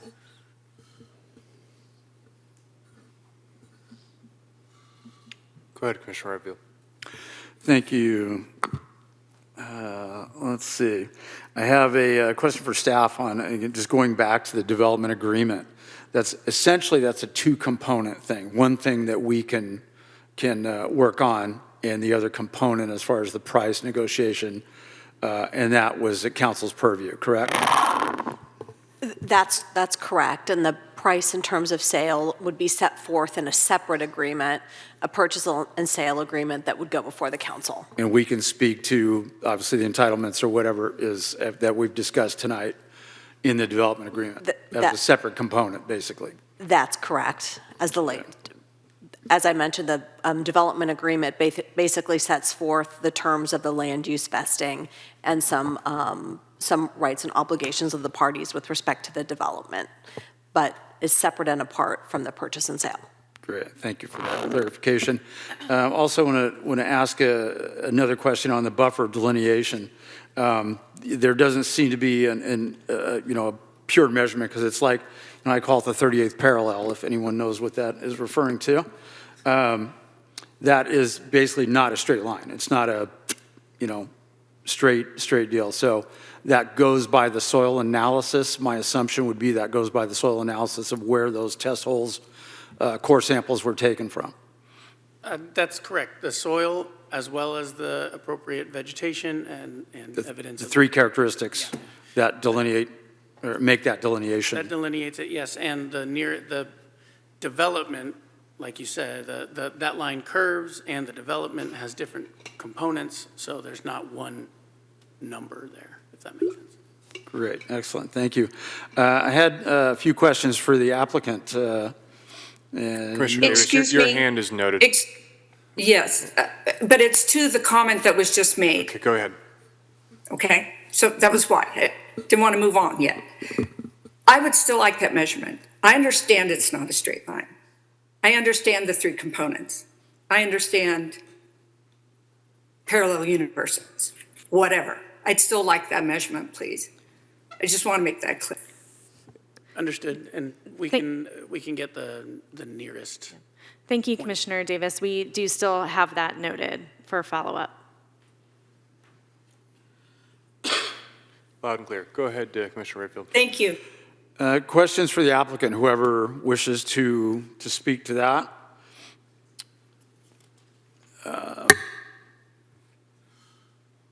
Could be anyone. So currently the plans show the current site elevation at 14 feet above mean tide line at Crespi. Will the development area be raised uniformly to that elevation? I noticed there's, I believe it was 3,000 cubic yards of clean fill. Yeah, living floor, first floor, ground floor of living space will be raised to the flood elevation. So it is a slight raise. It's not much, but it is a bit, yes.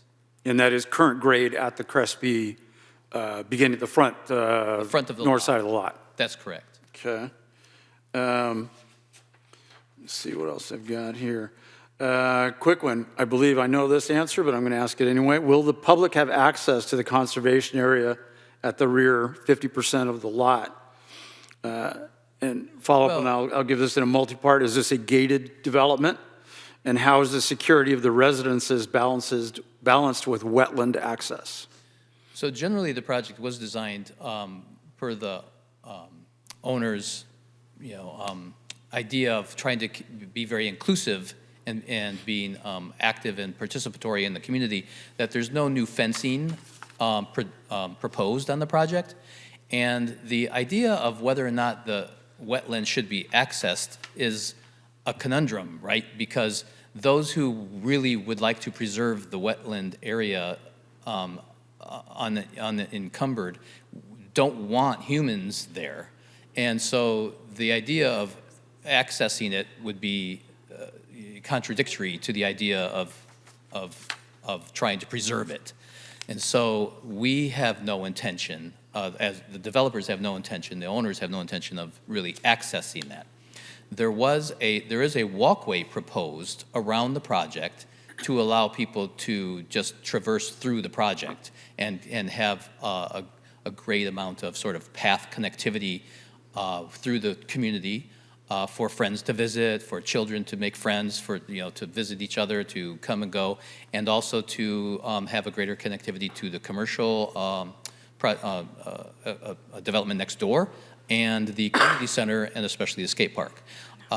That walkway, it does run around the project on all sides, and especially along the west side is more celebrated, and that's where the arroyo willows are being added, and they are labeled as arroyo willows, not just willows. And so there is an expansion of the arroyo willow garden, we'll say, and the pathways along there are very celebrated and very inclusive to allow the public to walk on them as well as the residents. Yeah, and if I may, just there are no public access easements proposed as part of this project. In reviewing the Planning Commission materials from 2022 and because the Planning Commission added the condition for the boardwalk, and it was for the use and enjoyment of the residents of the property. So I just want to make sure that we're clear that there is not a public easement proposed at this time on the property. So essentially, if I may, as this was a private property prior to this as well, that was a single-family residence, if you will. So essentially, that was their backyard. That was their private access backyard being closed off on essentially all sides. So it's essentially the same effect. Excellent. Another question. I got that one out of the way. When the property was acquired in 2016, what was the condition at the rear of the lot? I think we're all familiar with what the blighted property looked like for decades. I mean, I've been here not quite as long as the developer, but pretty close. And I know that was a constant. I drove by that for years wondering why that was kind of like that little, what's the movie with a little house and everything's developed around it. Yeah. Yeah, the site was just, yeah. Because we were there in 2016. So Brendan and myself, we pulled out probably 100 to 200 tires. There was roofing materials. It was an absolute mess. We spent weekends, we probably took 2 40-yard dumpsters and cleaned that whole back wetlands out.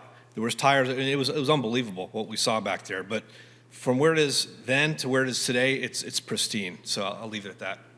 So essentially that was, if you will, a dump that, people didn't dispose of their items properly at the time.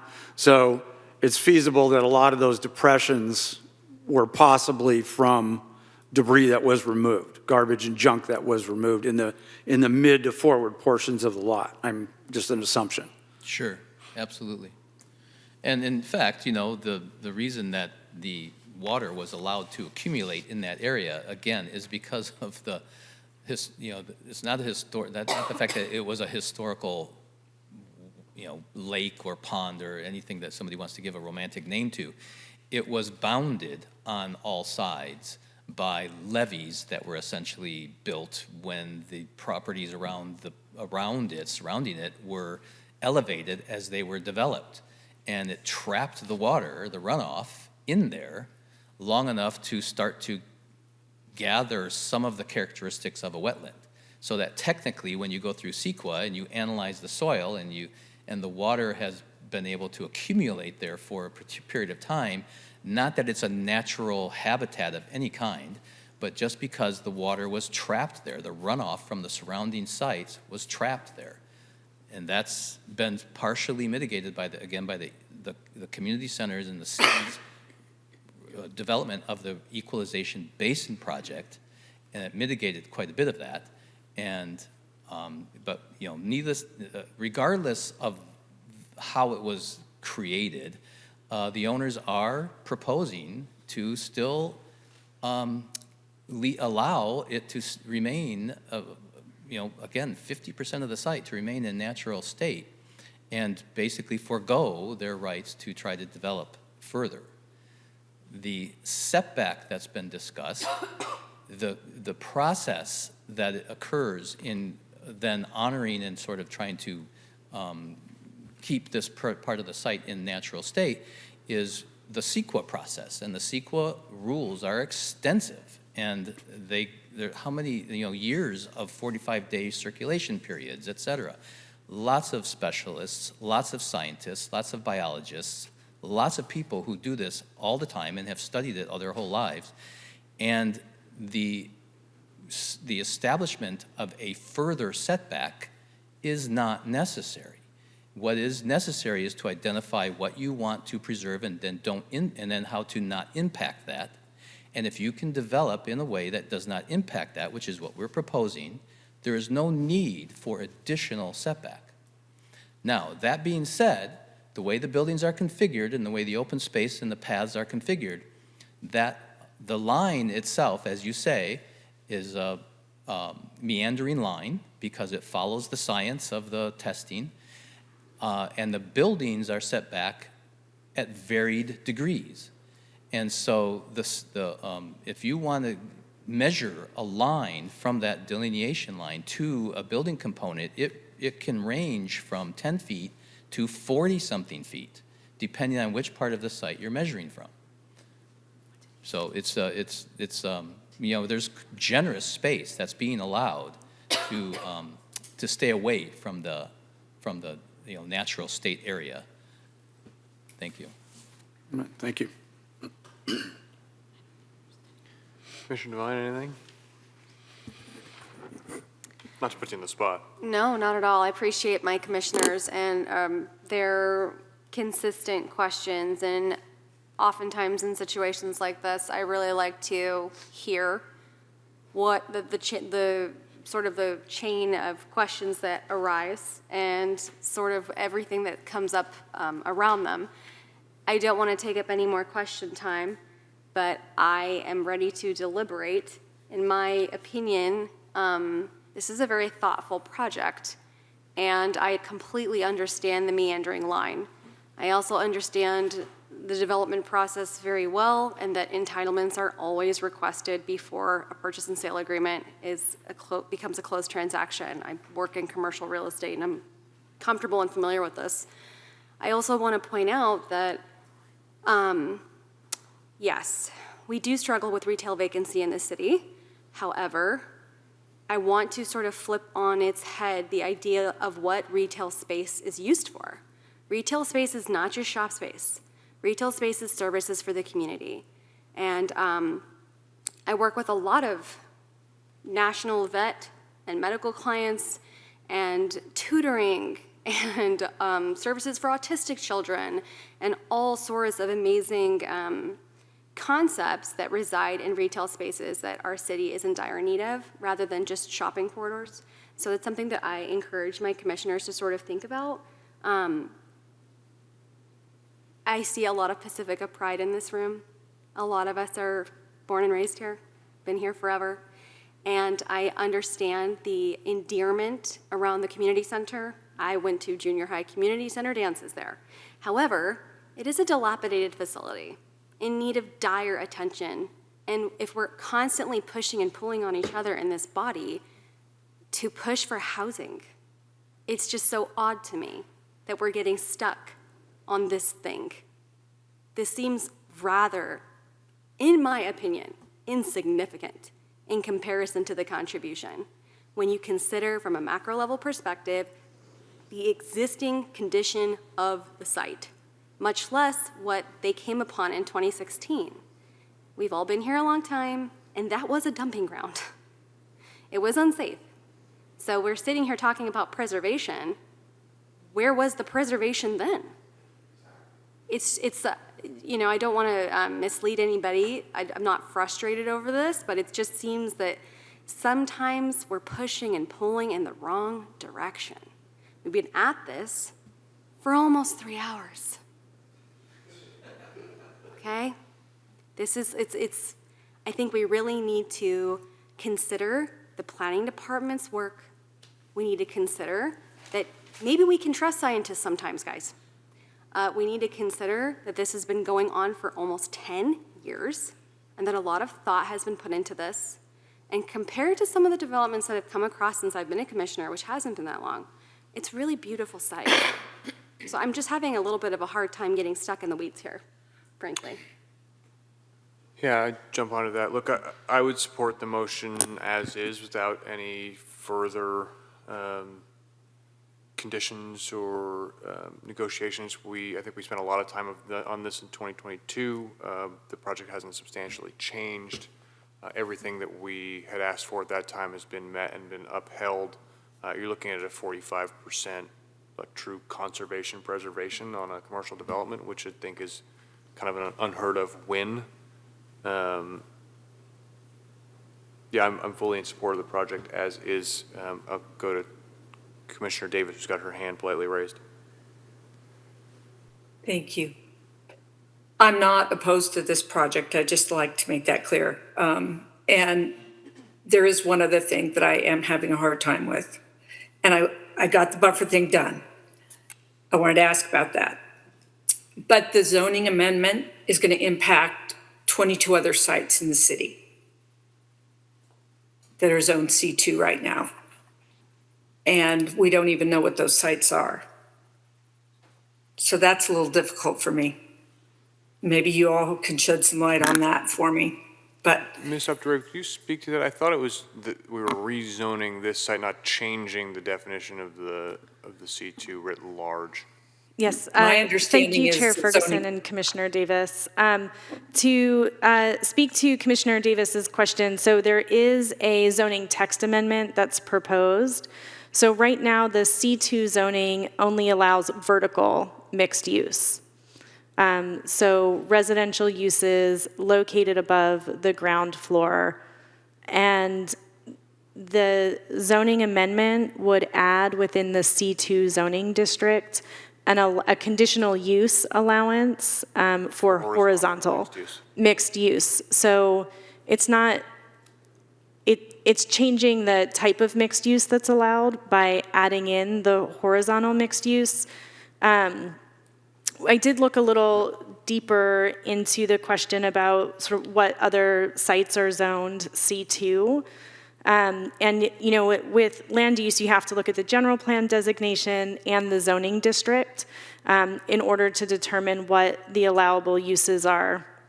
And so within our C2 districts, there's a combination. Some are located within mixed-use designations, which do allow vertical and mixed use, and then have a different range of densities depending on the district.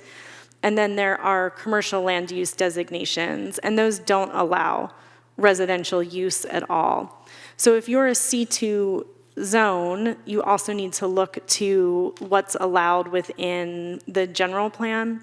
So if you're zoned C2 and you have a commercial, I think it's like retail commercial or office commercial, visitor serving commercial, new residential uses aren't allowed.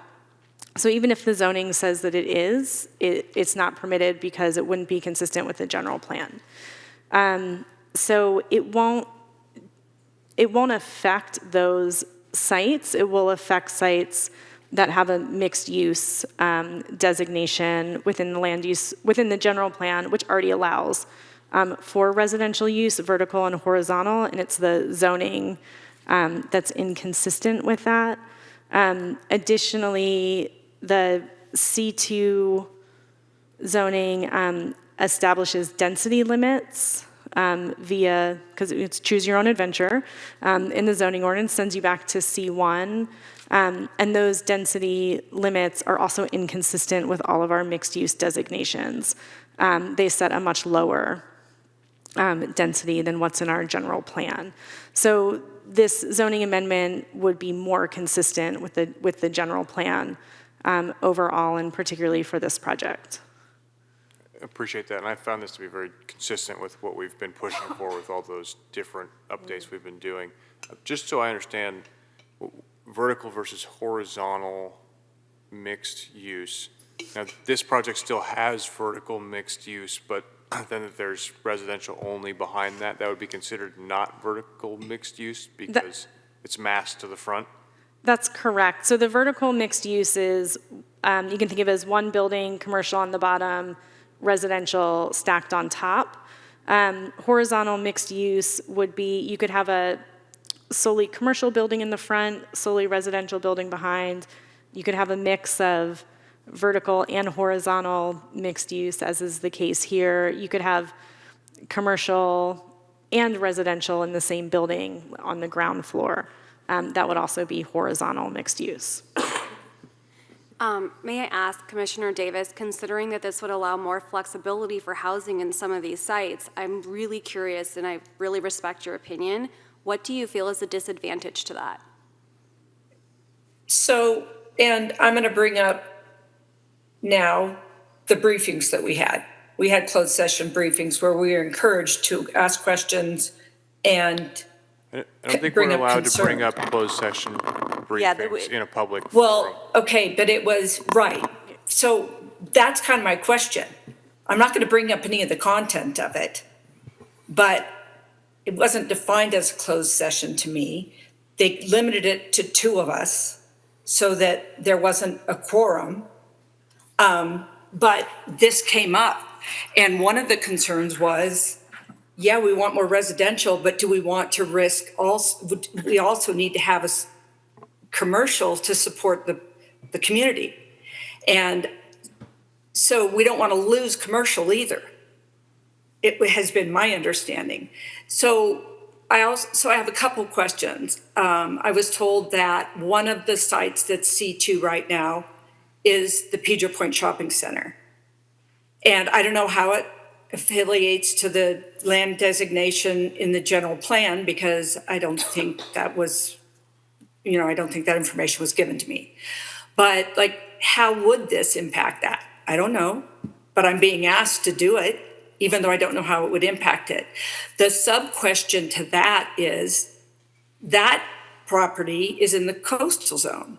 So if any of these C2s are in the coastal zone, can we make this text amendment without involving the Coastal Commission? And maybe the answer is yes, but I don't know that. I think we're just being And I asked- haven't heard anybody else even question this, and maybe it was covered before. I think we're just being asked if that text amendment, if we can find that consistent with the general plan as a city, right? And That's correct, and I just did want to note, just to clarify for the record, that there were no closed session briefings, but commissioners were offered an opportunity to, ask questions and receive a standard briefing to ask questions about the project. But with respect to the C2 amendment and the additional conditionally permitted use,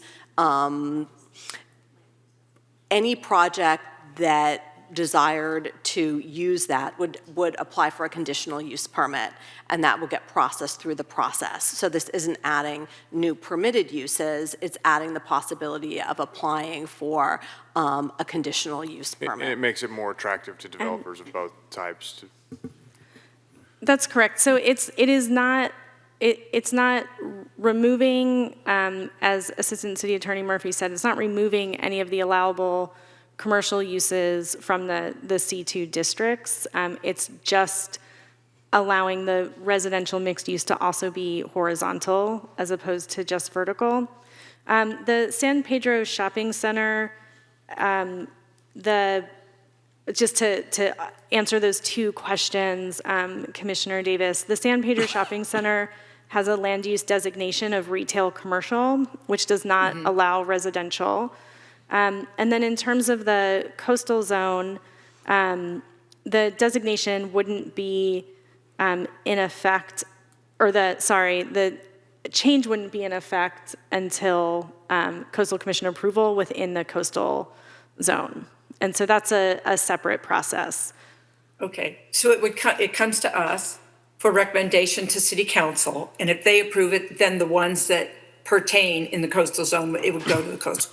That's correct, with a local coastal plan amendment. Okay. All right, in an effort to move this along, go ahead. Just a little one. This is for the applicant. The use of parking stackers by the residents in Building A and the staff and the businesses in Building A's would eliminate the need for a parking exception. Is that something you would consider modifying the plan?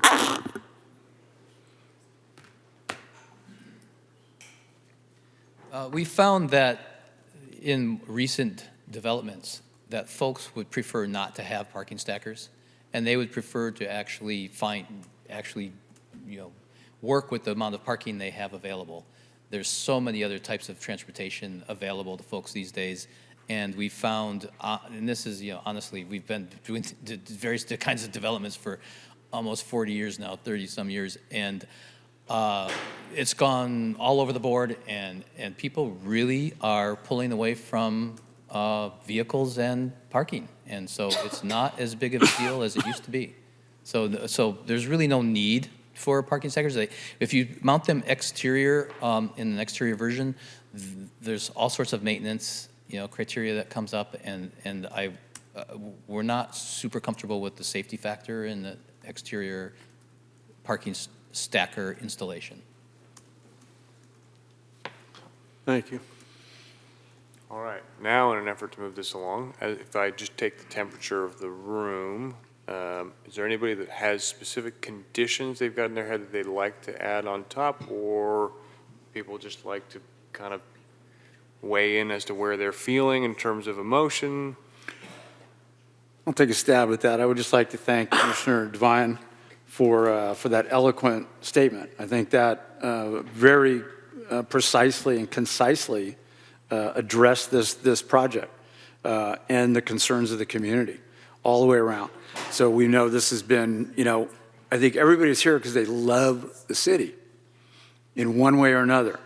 And I think this is an enhancement, and I'm so impressed that the fact that half of that lot is retaining as a conservation area. That's unheard of, in my opinion, and that goes quite well to the people that want to preserve that and love that area. Here in the Frogs, that's all being retained. There is no disturbance, if you will, of that area, and it's kind of the last remnants of that lower Lindemar area, and it's being retained, but it's being enhanced. It's being enhanced greatly by an absolute need for the development that we all are. That's half the reason, or most of the reason why we're all here, is development for good projects. And we always want to have good projects, and I think this is a good project plus. So that's my opinion. You concur? Yes. In that case, I would entertain a motion, or if nobody else has one, I'm happy to make one. I would love to do the motion if that's, I Please believe do. that's on page 88, if that's correct, City Attorney? Yeah, there are actually two motions, and they are being put up on the screen for you to take a look at. The first motion, the first recommendation is adoption of the CEQA resolution, and then the second one are the project entitlements. Same. I'd like to make a motion to adopt the resolution certifying and adopting the Environmental Impact Report, EIR, findings of fact, and a statement of overriding consideration and mitigation monitoring and reporting program, MMRP. 2, adopt the resolution A, recommend. Sorry to interrupt, but I think it would be appropriate to take those as separate motions. Separately. Thank you. We have a motion. Do we have a second? I'll second. Can we have a vote, please? That motion was made by Commissioner Redfield, and it was seconded by Chair Ferguson. I'll do a roll call vote now. Chair Ferguson? Yes. Commissioner Devine? Yes. Commissioner Godwin? Yes. Commissioner Redfield? Yes. Commissioner Davis? No. All right, that motion passes 4-1. And number 2, adopt the resolution A, recommending to the City Council the adoption of the ordinances included as Exhibits B and C of Attachment B to approve rezoning RZ-194-16 zoning text amendment TA-116-19 and development agreement DA-4-21. B, approving site development permit PSD-811-16, use permit UP-076-16, subdivision permit SUB-233-16, sign permit S-129-19, parking exception PE-183-19, and protected tree removal, TP-13-25, subject to the conditions of approval, and C, making Government Code Section 65402 findings. I second that motion as well. Can we have a vote, please? Right, that motion was made by Commissioner Redfield, and it was seconded by Chair Ferguson. Roll call vote, Chair Ferguson? Yes. Commissioner Devine? Yes. Commissioner Godwin? Yes. Commissioner Redfield? Yes. And Commissioner Davis? No. That motion passes 4-1.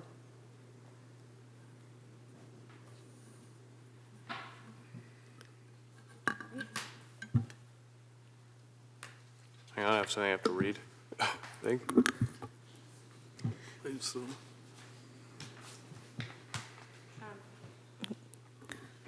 Next, there's commission communications. Yeah, I'll bring it back to the Commission for Communications. Anybody have anything? I have one item I'd like to thank Field Services and I believe Engineering for, and that's the new stop sign at Alicante at Banyan. That is, they also restriped the stop sign markings, lettering in the stop lettering in the street, and the new crosswalk striping. Having great occasion to drive that street and those stop signs, that stop sign is an absolute necessity given the hilly terrain and the parked cars on that road. That's been a long time coming, and I wish people heed that now and actually stop at those signs. Schools around, it's a very busy area. So thank you, Field Services.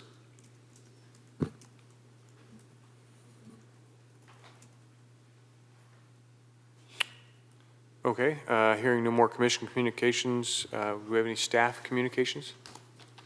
Thank you, Chair Ferguson.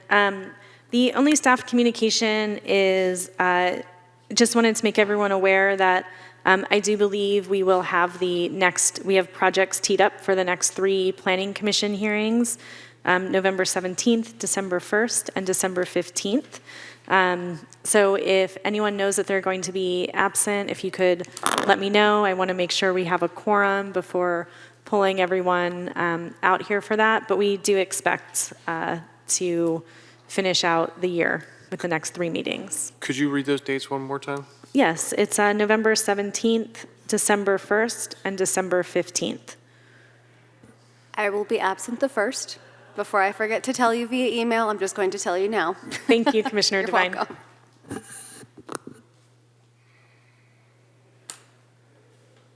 Yeah, I will be absent on the 15th. And that's it for those. Monday after Thanksgiving is aggressive. I know. Since it is the holidays, we probably will poll the week before, just to be sure. Sure. When would you notice that meeting? They get noticed 10 days prior Got it. to the hearing. Got it. And if there's a general plan amendment, it gets noticed 20 days before. So between 10 and 20. Okay, I move we adjourn. I'll second. Please vote. That motion was made by Chair Ferguson, second by Commissioner Redfield. Roll call vote, Chair Ferguson, Yes. Commissioner Devine, Yes. Commissioner Godwin, Yes. Commissioner Redfield, Yes. and Commissioner Davis.